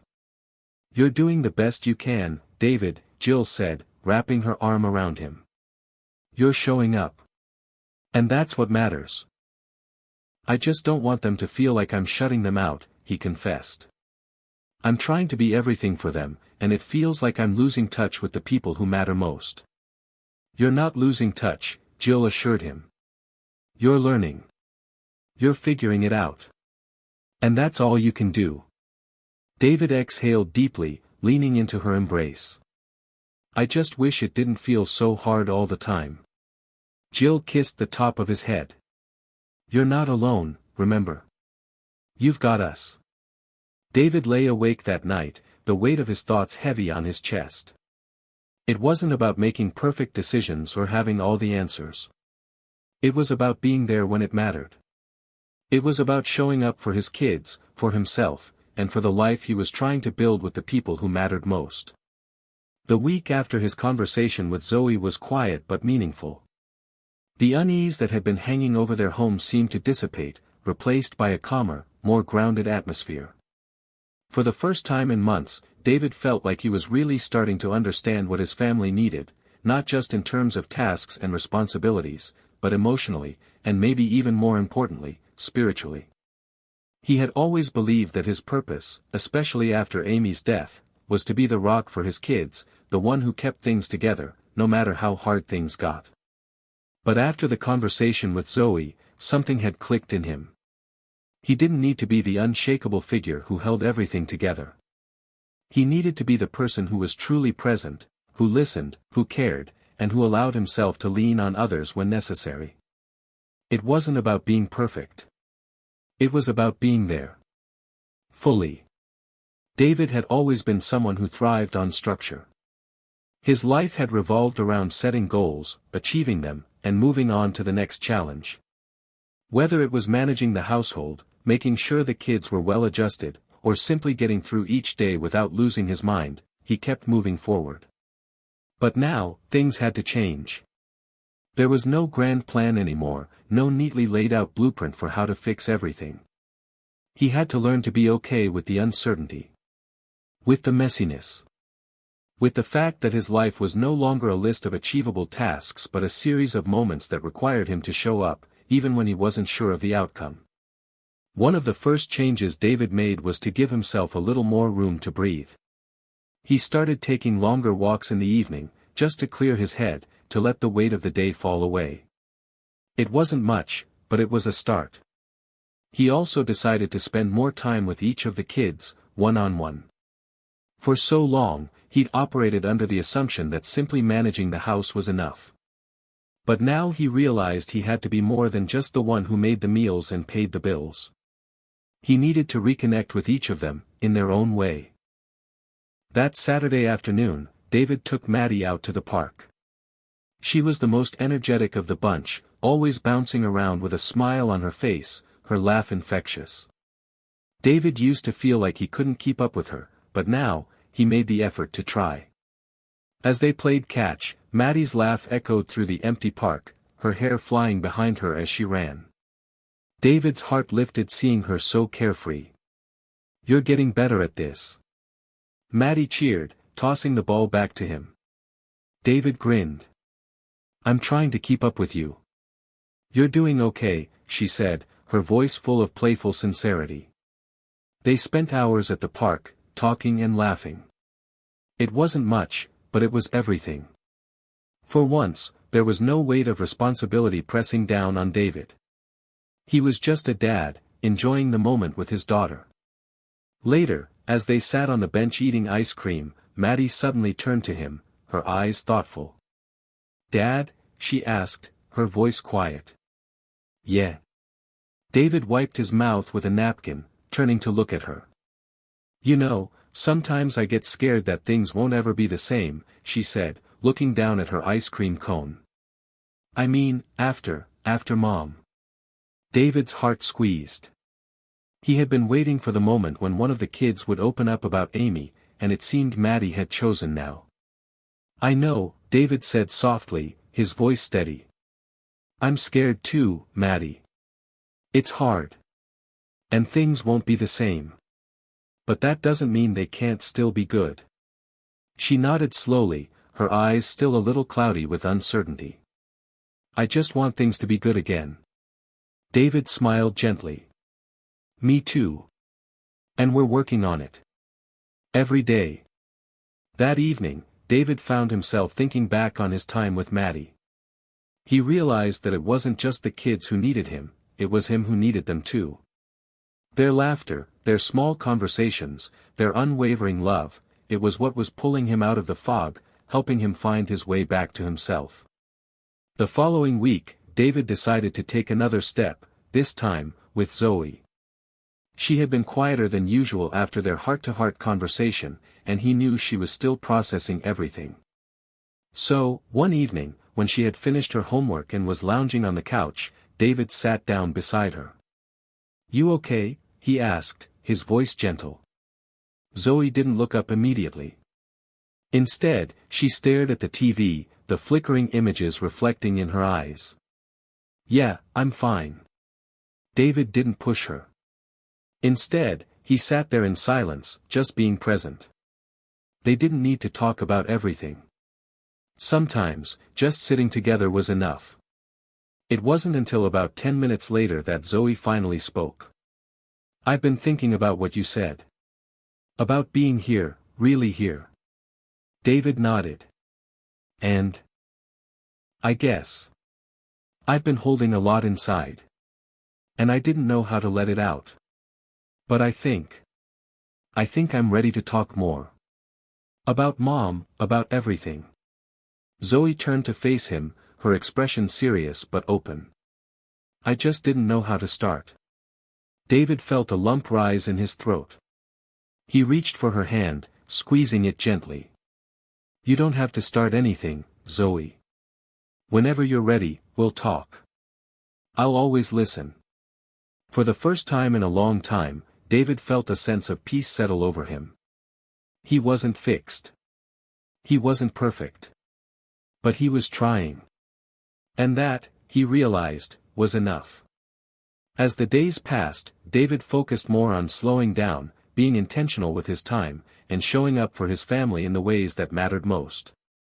He wasn't trying to fix everything anymore. He was simply trying to be present. He was learning that life didn't need to be perfect to be good. And maybe, just maybe, that was the kind of life they all needed.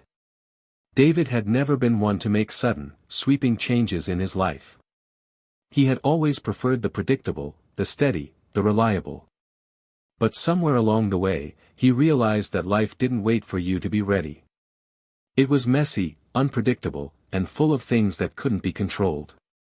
And that was okay. It was Saturday morning when David got the call. His phone buzzed, the sound of a text message breaking the silence of the kitchen. He had just finished making breakfast when he saw it was from Jill. Hey, I've been thinking, maybe we should have a family meeting tonight. Just to talk about everything, about the future, about how we're doing. What do you think? David stared at the screen for a moment, a mix of uncertainty and hesitation flooding his thoughts. A family meeting sounded like a great idea, but the thought of opening up so much, of truly examining where they were and what needed to change, made him anxious. Was he ready for that? He stared at the message, biting his lip as the sound of the kids downstairs filled the air. The truth was, he wasn't sure they were ready. He wasn't sure he was ready. But if there was one thing that had become clearer to him in the past few weeks, it was that avoiding the difficult conversations wasn't going to make anything easier. After breakfast, David gathered the kids in the living room. The atmosphere was casual at first. The kids had been in high spirits, and Maddie was already animated, her usual energy bouncing off the walls. But David noticed something different in the room when he sat down, his hands resting on his knees. The weight of the conversation was beginning to settle in, like the thick fog before a storm. Zoe sat beside him, her legs crossed beneath her, her expression neutral but focused. The younger kids were sprawled across the couch and floor, not quite understanding the significance of what was about to happen, but feeling the tension nonetheless. David cleared his throat, trying to sound confident, though his heart was racing. All right, guys. So, we've been through a lot these past few months. We all know that.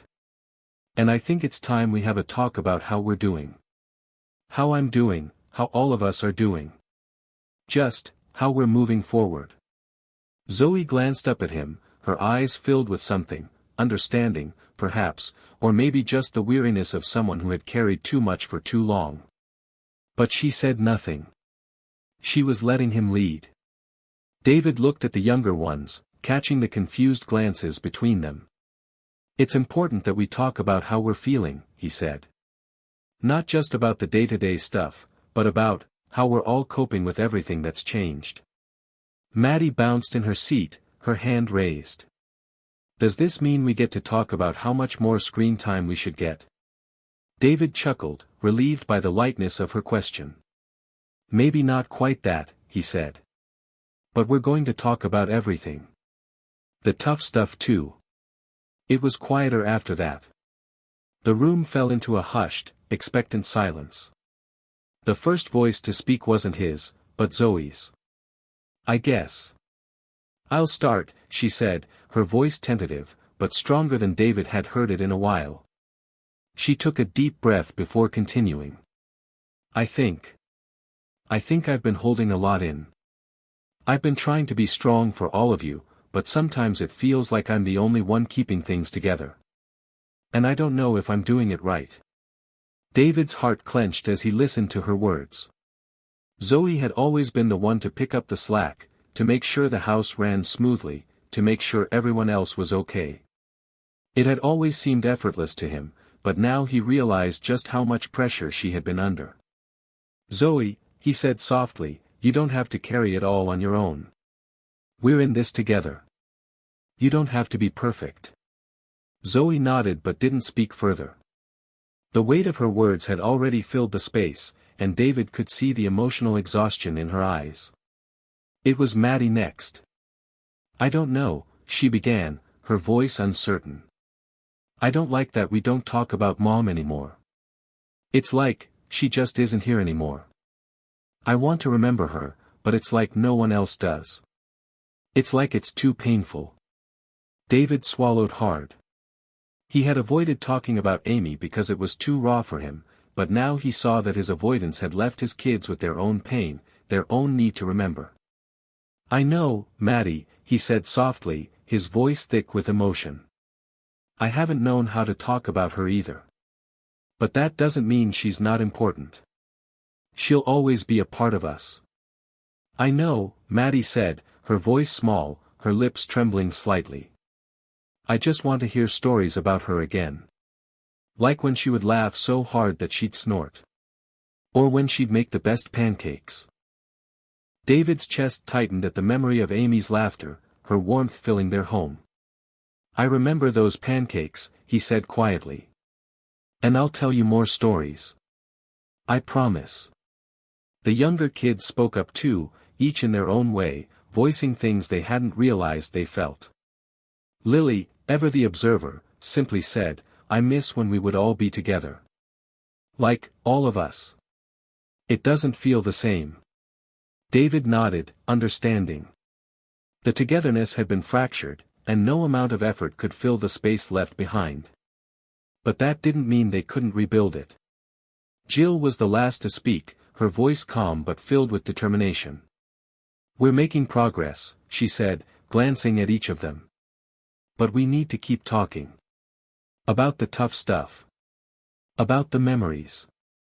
About what we need to heal.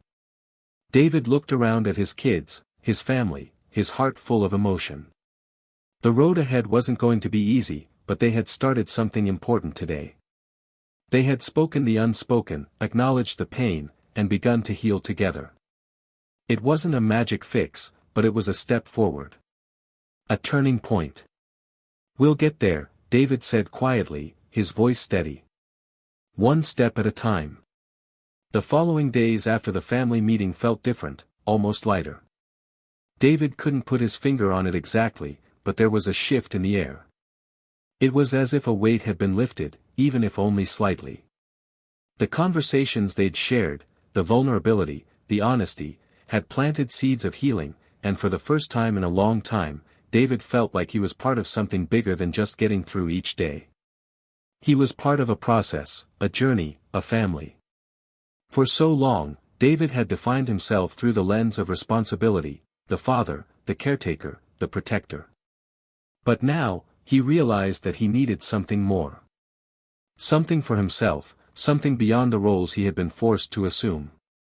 He needed to rediscover what made him feel alive again. It started small. One afternoon, as the kids were off doing their own thing, Lily drawing in the living room, Maddie and Ethan playing video games, David found himself standing in front of the mirror in the bathroom. The person looking back at him seemed unfamiliar. His face had aged in ways he hadn't noticed before. The dark circles under his eyes were deeper than ever, and his hair was streaked with gray, more pronounced than it used to be. He sighed, running a hand through his hair, suddenly overcome by the realization that he had lost so much of himself in the last year. He had poured everything into the kids, into keeping things afloat, and somewhere along the way, he had stopped looking after himself. "Who are you now, David?" he whispered to his reflection. The question hung in the air, unanswered. Later that day, as he sat in the kitchen, sipping a cup of coffee, David's phone buzzed with a new message. It was from his old friend Mark, someone he hadn't talked to in years. Mark had been one of the few people who had been there for him when Amy passed, offering a steady hand through the hardest times. But over time, life had gotten in the way, and their communication had dwindled. David wasn't sure what had prompted Mark to reach out now, but something in him stirred as he read the message. "Hey man, been thinking about you lately. How are you holding up? Would love to catch up sometime." David smiled a little, feeling the spark of connection. It was exactly what he needed, someone who remembered the man he used to be before the weight of responsibility had consumed him. Before the grief had clouded everything. Mark had always been an easy person to talk to, the kind of guy who could make you laugh even in the darkest times. He quickly typed back. "I'm doing okay. Could really use a catch-up. How about this weekend?" A few moments later, Mark replied. "Sounds good. Let's make it happen. You know where to find me." David felt a surge of excitement. For the first time in a long time, he had something to look forward to, a break from the everyday grind, a chance to reconnect with someone who knew him in a different way. The weekend came, and David found himself driving to Mark's house, the familiar route a small reminder of the person he once was. Mark's house was in a quiet neighborhood just outside the city, the kind of place where everything felt relaxed and slow-moving. David parked the car and stepped out, taking a deep breath before heading up the driveway. When Mark answered the door, he greeted David with a wide grin and a firm handshake. "It's been way too long, man," he said, pulling him into a brief hug. "Come on in. It's good to see you." David smiled, his chest feeling lighter. "It's good to see you too." As they sat in the living room, catching up on the small details of life, Mark's job, his kids, David's family, the conversation naturally shifted to the bigger picture. Mark had always been the kind of guy who asked the tough questions, and soon, he was leaning forward, studying David carefully. "So, how are you really doing?" Mark asked, his voice soft but probing. David hesitated for a moment, unsure of how to answer. The words he had been holding back, the ones that had been floating in his mind for so long, suddenly seemed so hard to express. "I don't know," David finally admitted, his voice low. "I've been getting by. But I think I've lost sight of who I am. I've been so focused on the kids, on trying to make everything work, that I forgot to take care of myself. And I don't know where I fit anymore." Mark nodded, his expression understanding. "I get it. It's easy to lose yourself when you're caught up in everything else. But you can't pour from an empty cup, David. You have to fill yourself back up first." The simplicity of Mark's words hit David harder than he expected. It was something he knew deep down but hadn't really processed. He couldn't keep giving everything to everyone else without giving something to himself. He had to find a way to reconnect with his own purpose again. Over the next few weeks, David started to make small but intentional changes. He took a couple of evenings a week to himself, going for long walks or reading books that had nothing to do with parenting or household responsibilities. He even signed up for a weekend photography class, something he had always wanted to try but had never found the time for. It felt good to have something just for him, something that wasn't about the kids or the house, but about his own joy. At first, the kids didn't understand. Maddie asked him one evening, "Dad, why are you always gone at night now? We miss you." David felt a pang in his heart, but he knew this was part of the process. He had to take time for himself, to remind them, and himself, that he was still a person outside of his role as their father. "I miss you too, Maddie," he said, sitting beside her. But I'm doing this so I can be the best dad for you. I promise, I'm not going anywhere. I just need to find a little piece of me again. Maddie seemed to understand, nodding slowly. She didn't say much, but the quiet acceptance in her eyes made him feel like he was doing the right thing. As the weeks turned into months, David found himself settling into a new rhythm. He wasn't the perfect father or the perfect man, but he was beginning to feel like he was enough. The balance was delicate, but it was there. And with each small change, each intentional step forward, David began to rediscover a sense of purpose that he had lost along the way. One evening, as the family gathered around the dinner table, David realized that he had something he hadn't had in a long time: hope. Not just hope for his family, but hope for himself. Maybe, just maybe, he was starting to build a life that was bigger than just surviving. Maybe he was starting to build something that could thrive. David had been doing well. The rhythm of life had found a balance. The kids were adjusting, slowly but surely, and David was slowly starting to find his footing again, personally and as a father. He had his own moments of peace, moments of joy, and moments of growth. But as is the nature of life, it wasn't long before something came along to throw him off course. It was an ordinary Wednesday when the phone call came. David had just finished tucking the kids into bed, a nightly routine that had become a comforting ritual.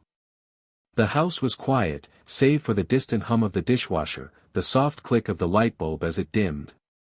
David had just poured himself a glass of wine when his phone rang. It was an unknown number. "Hello? David?" The voice on the other end was urgent. "It's the school, Ethan's been in an accident."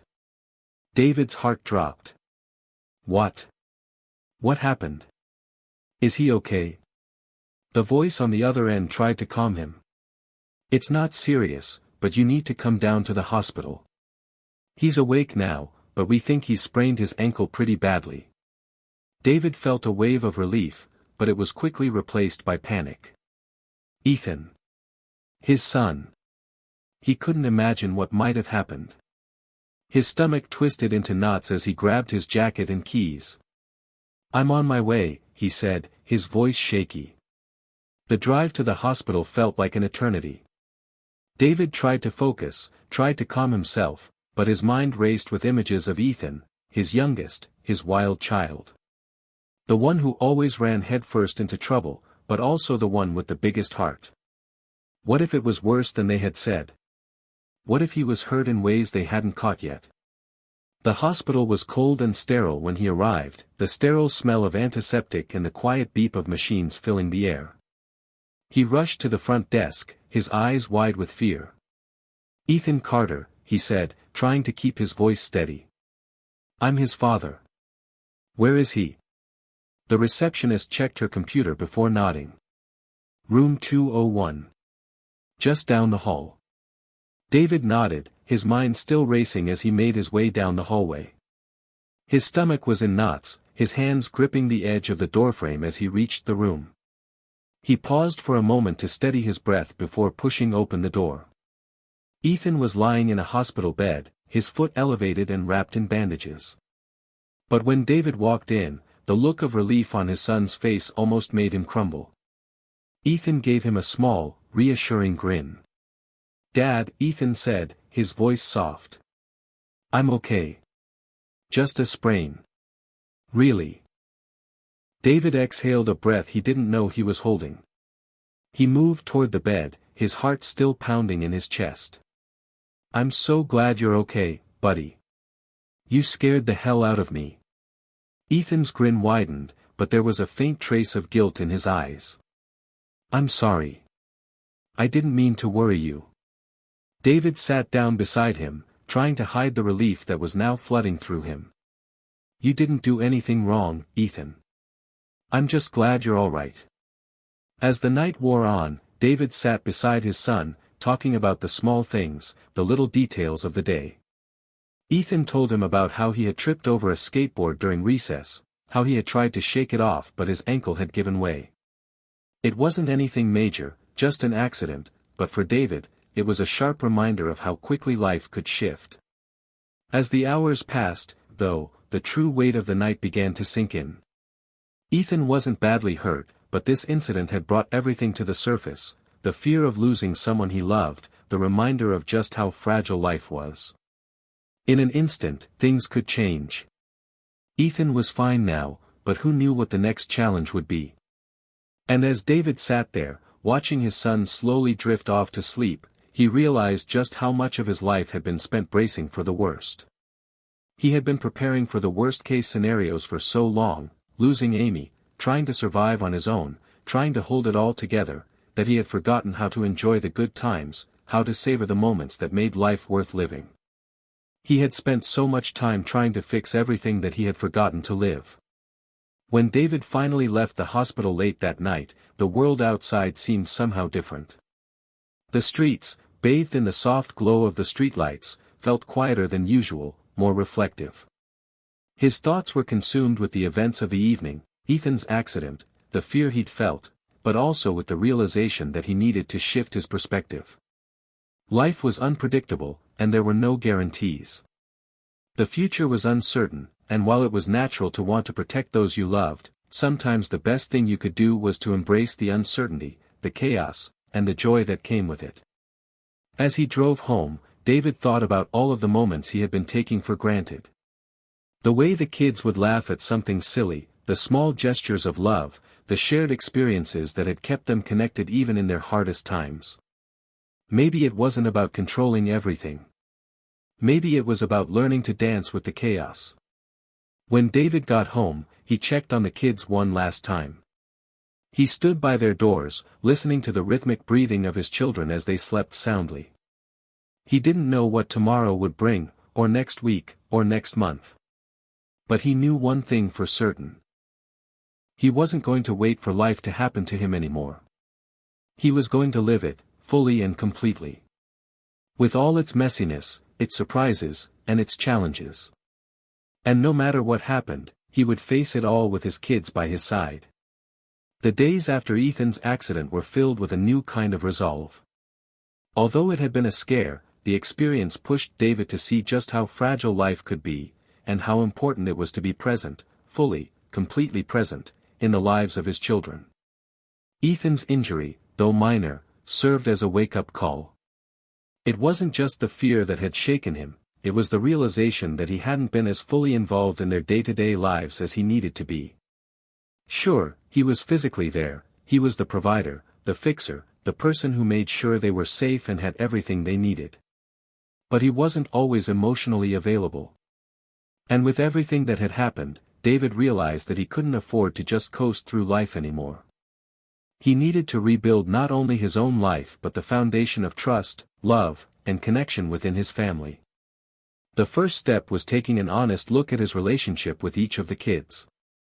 Over the years, he had been so consumed with surviving, dealing with the grief of losing Amy, keeping up with the never-ending responsibilities, that he hadn't taken the time to really understand what each of his children needed from him. He started with Lily, his oldest, who had become almost like a second mother to her siblings. She was mature beyond her years, always looking out for the others, but David had never really stopped to ask how she was feeling. He had always assumed she was fine because she was so self-sufficient, but now, he wondered how much she was silently carrying. One Saturday afternoon, he found her sitting at the kitchen table, flipping through a sketchbook. The sun filtered in through the windows, casting warm light over her auburn hair. She was so focused on her drawings that she didn't notice David approach until he was standing right beside her. "Hey, Lil," he said, his voice softer than usual. Lily looked up, her eyes wide with surprise, but a small smile appeared on her face. "Hey, Dad. What's up?" David sat down beside her, feeling the weight of the moment. It was time to have a real conversation. He had spent so much time focusing on what he could do for her, providing, protecting, but he had never really asked how she was handling everything. How she felt.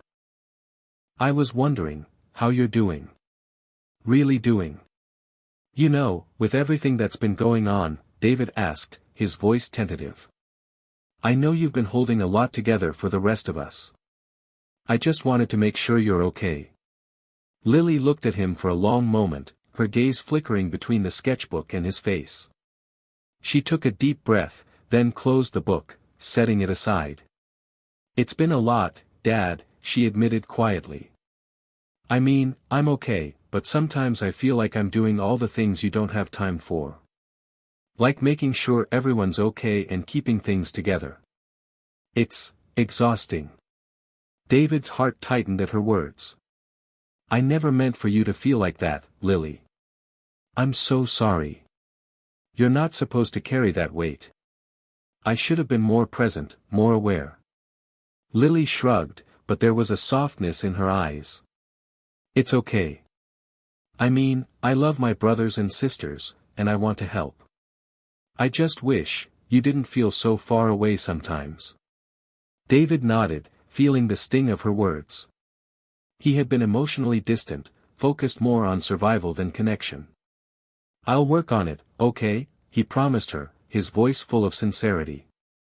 "I'm not going to keep letting you carry all of it. You're still my little girl, and I want to be here for you more than I have been." Lily gave him a small, relieved smile. "I'd really like that." The next step was making sure Ethan felt like his needs were heard, too. After his accident, David had spent a lot of time checking in with him, making sure he was recovering and that everything was okay physically, but emotionally, Ethan hadn't said much. He had always been the more laid back of the kids, rarely expressing his worries unless they were serious. One evening, after dinner, David found him in the living room, sprawled out on the couch with his phone. Ethan was still limping slightly, but he seemed to be in good spirits, despite the injury. "Ethan, can we talk for a minute?" David asked, settling down next to him. Ethan looked at him curiously but nodded, putting his phone down. "Yeah, sure, Dad. What's up?" David paused, trying to find the right words. "I just wanted to check in. I know the accident scared you, and I wanted to know how you're feeling about everything. About the injury, about life." Ethan shrugged, his eyes avoiding his father's. "I'm fine. I mean, it's just a sprain, right? It's not like it's the end of the world or anything." David could sense that Ethan wasn't being completely honest. There was something behind his casual demeanor that told him there was more going on than just a physical injury. "I get that," David said gently. "But sometimes, when something happens that we didn't expect, it can mess with our heads a little, you know. It's okay to feel shaken up. I just want you to know that I'm here if you want to talk about it." Ethan hesitated for a moment, then met his father's eyes. "I guess I've been kind of worried. Not just about the injury, but about you. You've been so busy lately, Dad. And I don't want to be a burden. I'm just trying to keep things normal." David's chest tightened as he listened to his son's words. Ethan had been worried about him. The weight of that realization hit him hard. His son, always so carefree, was carrying his own concerns for David's well-being. "Ethan," David said softly, "you're never a burden. You don't have to keep things normal. I want you to talk to me when you're worried, okay? I'm here for you." Ethan looked at him, a mix of relief and uncertainty in his eyes. "Okay, Dad. Thanks." The following weeks were a mix of rebuilding and healing. David focused not just on his own growth but on connecting with each of his children. He took time to listen, to hear them, to validate their feelings, and to let them know they were seen and loved. The changes weren't immediate, but with each conversation, with each moment of shared understanding, the foundation of their family became stronger. David was learning that it wasn't enough to just be physically present. He had to be emotionally available, too. He couldn't just hold everything together, he had to actively nurture the bonds with his children, not just as their father, but as their ally. For the first time in a long time, David felt like he was building something that wasn't just for survival, it was for living, truly living. And it was a start. The weeks that followed Ethan's accident brought more than just physical healing. They brought clarity. For the first time in what felt like forever, David began to look beyond the day-to-day grind, the constant juggling of responsibilities. His focus had always been on survival, on just getting through each day. But now, the possibility of a future that was full of more than just the basics was beginning to take root. It was a strange feeling, almost as if the fog had begun to lift, revealing something he hadn't even known he was missing.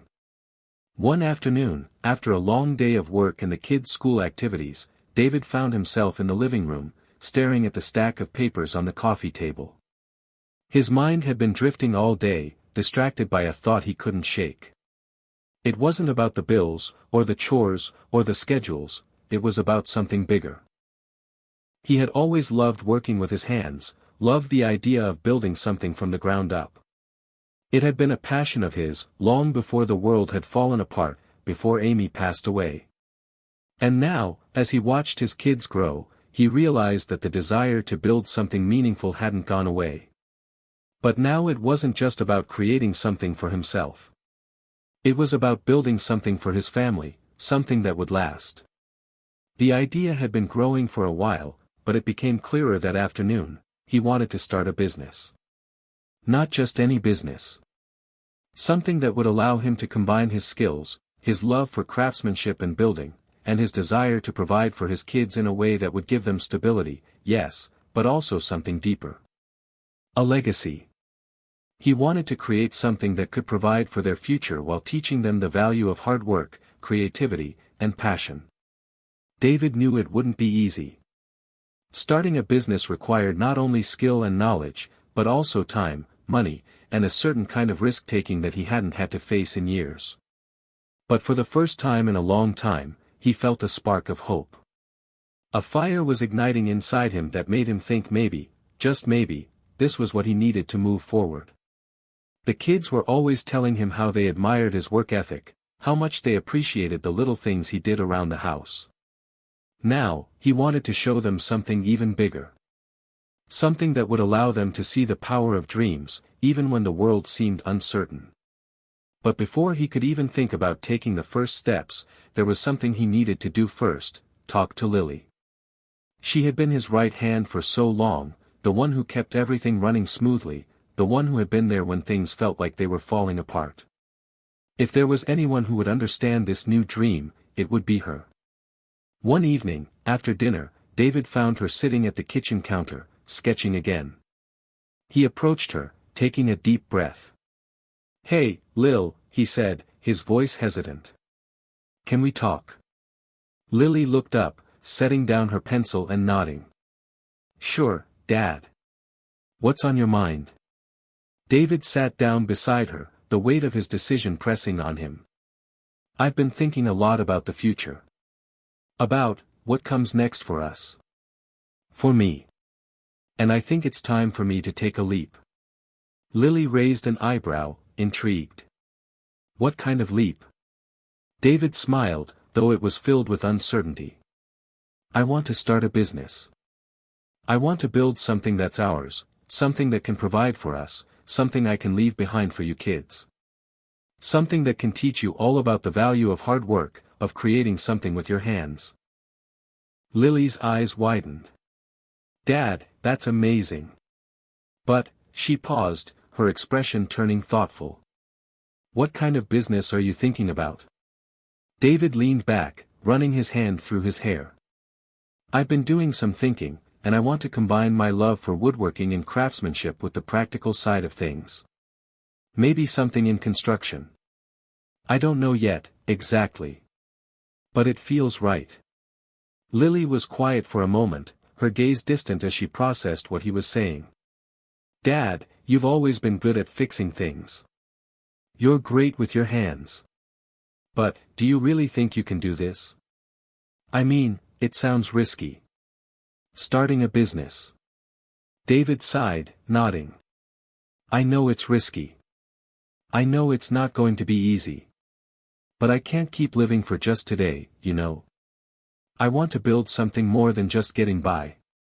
I want to show you and the others that there's always a way forward, even when things feel like they're falling apart." Lily was quiet for a while longer, her eyes searching his face. She was thinking, weighing the risks, the challenges. But when she spoke again, her voice was filled with a soft but steady confidence. "If anyone can do it, Dad, it's you," she said, her smile returning. "You've always shown us that. You're strong, you're smart, and you've never given up. You've got this." David felt a wave of gratitude wash over him. Her belief in him gave him the strength to believe in himself again. He knew it wouldn't be easy, but with the right mindset, with determination, he could make it happen. The next few weeks were filled with planning and research. David started looking into the logistics of starting a business, the legalities, the costs, and how to get the proper training he would need. He spent countless hours online, taking notes, creating a blueprint for his idea.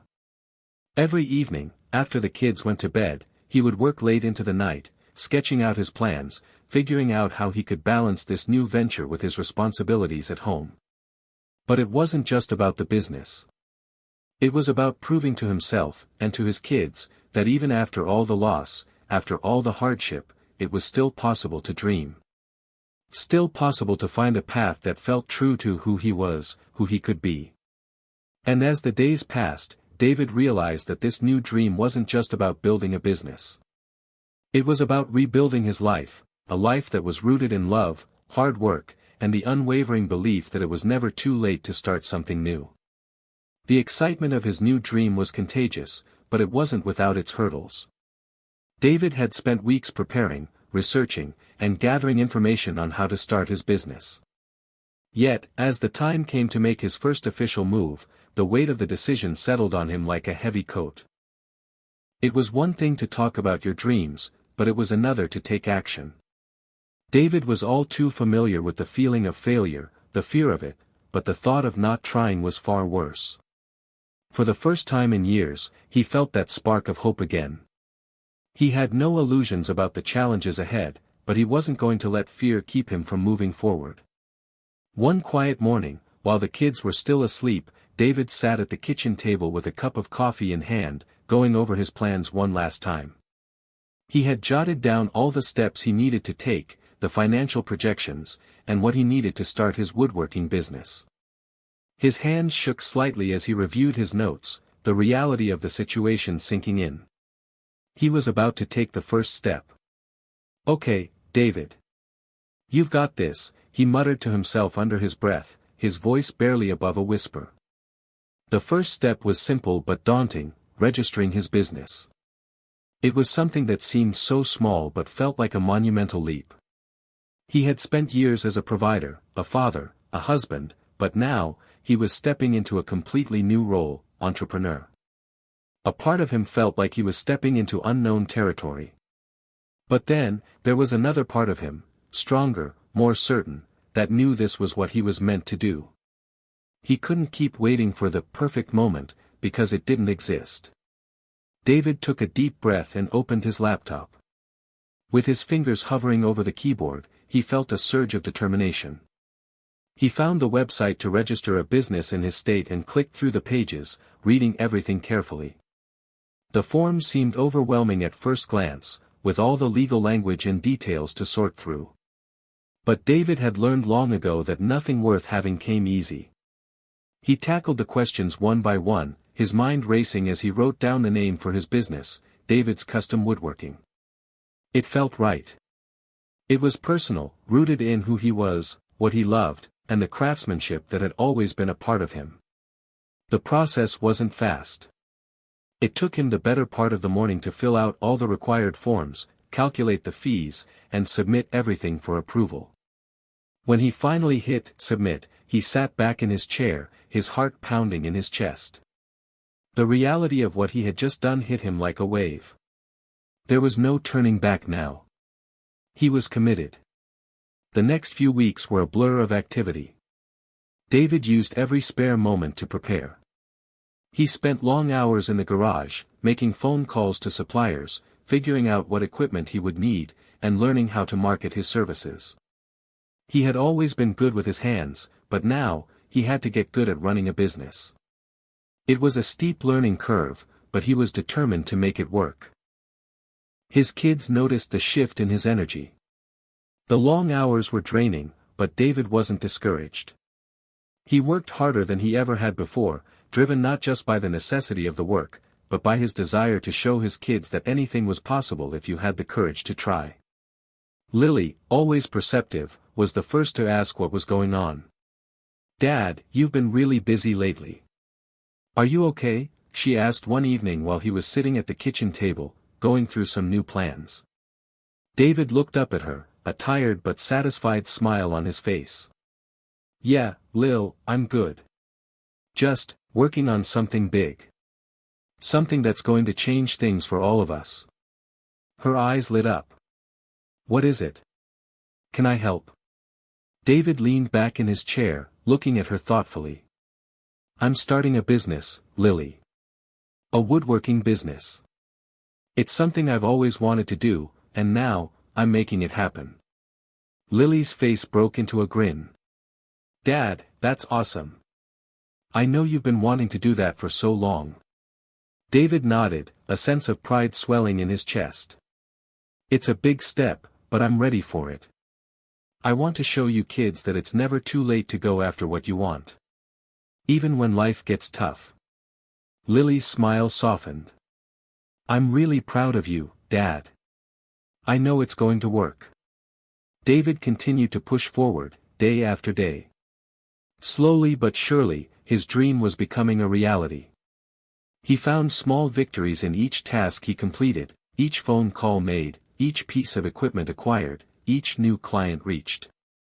He had started small, working from home, but the vision was already beginning to take shape.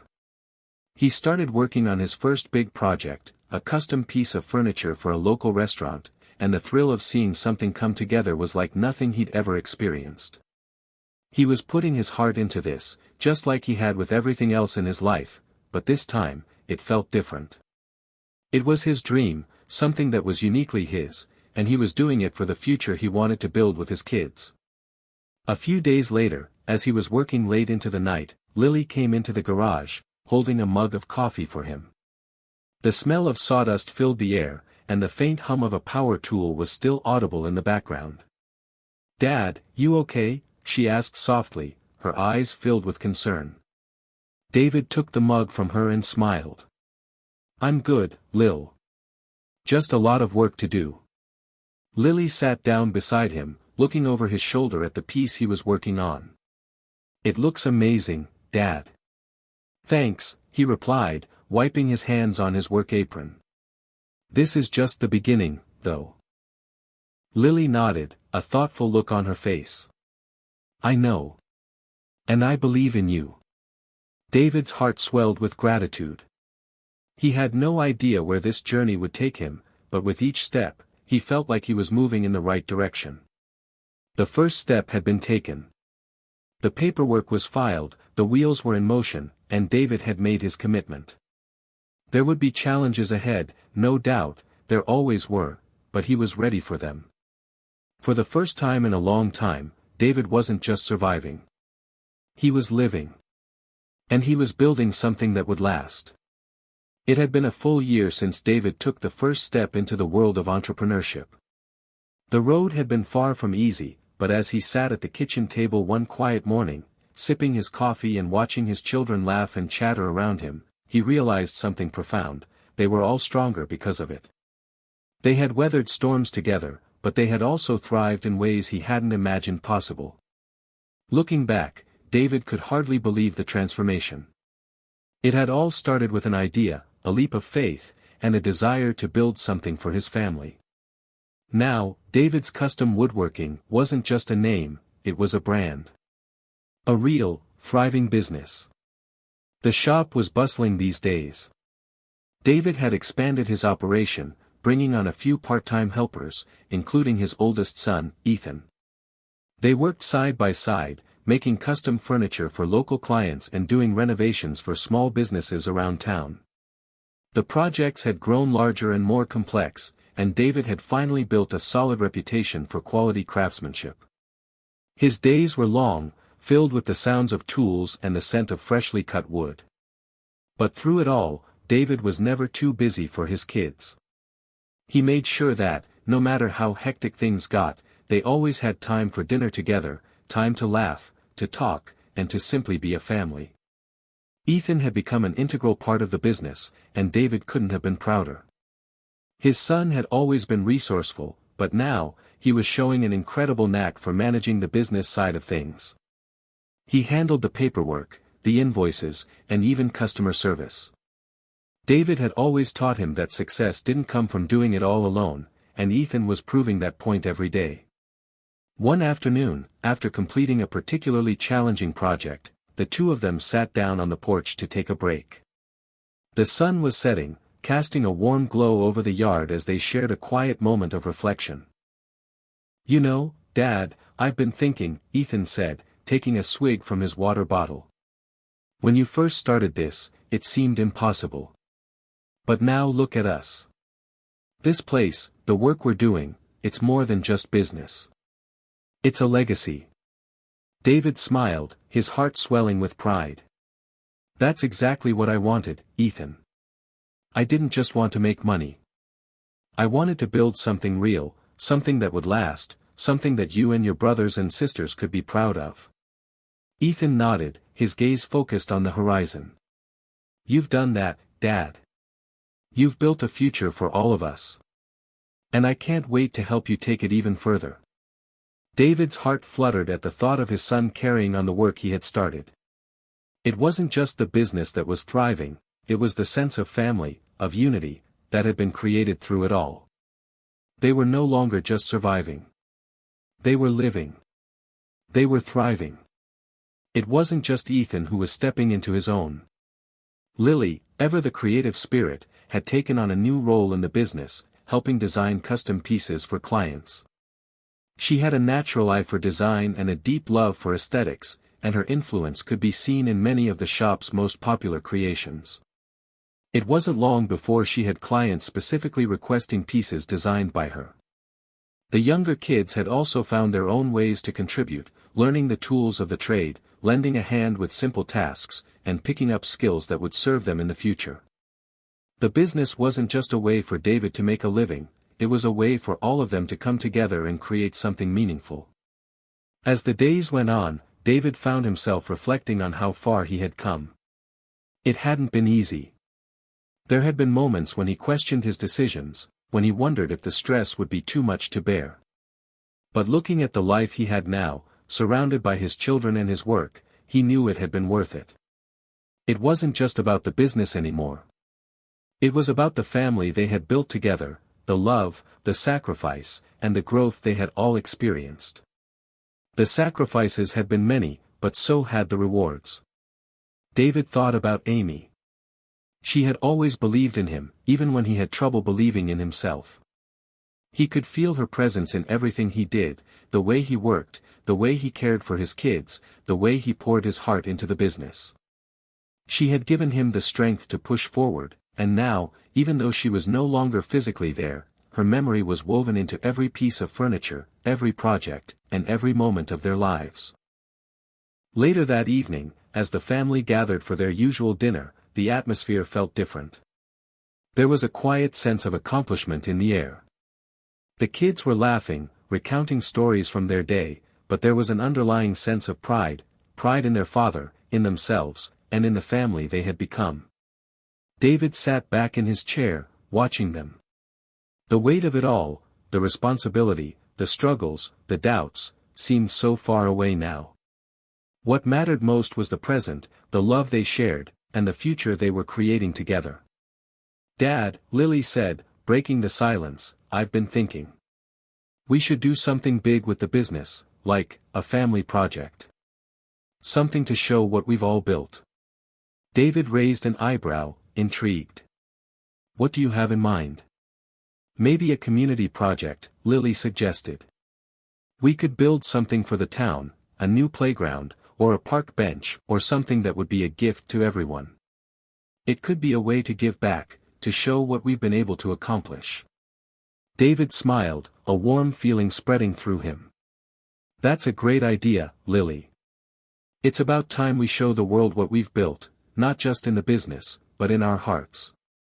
As the evening wore on, David found himself filled with a profound sense of peace.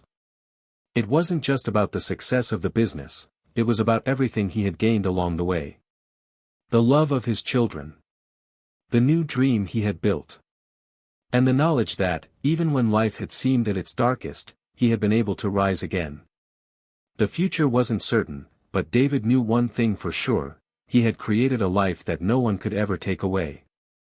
And that, more than anything, was the greatest gift of all. Hit subscribe and leave a comment with where you're watching from. This story might just spark a new beginning. What's one thing that always pushes you forward, even when things get tough?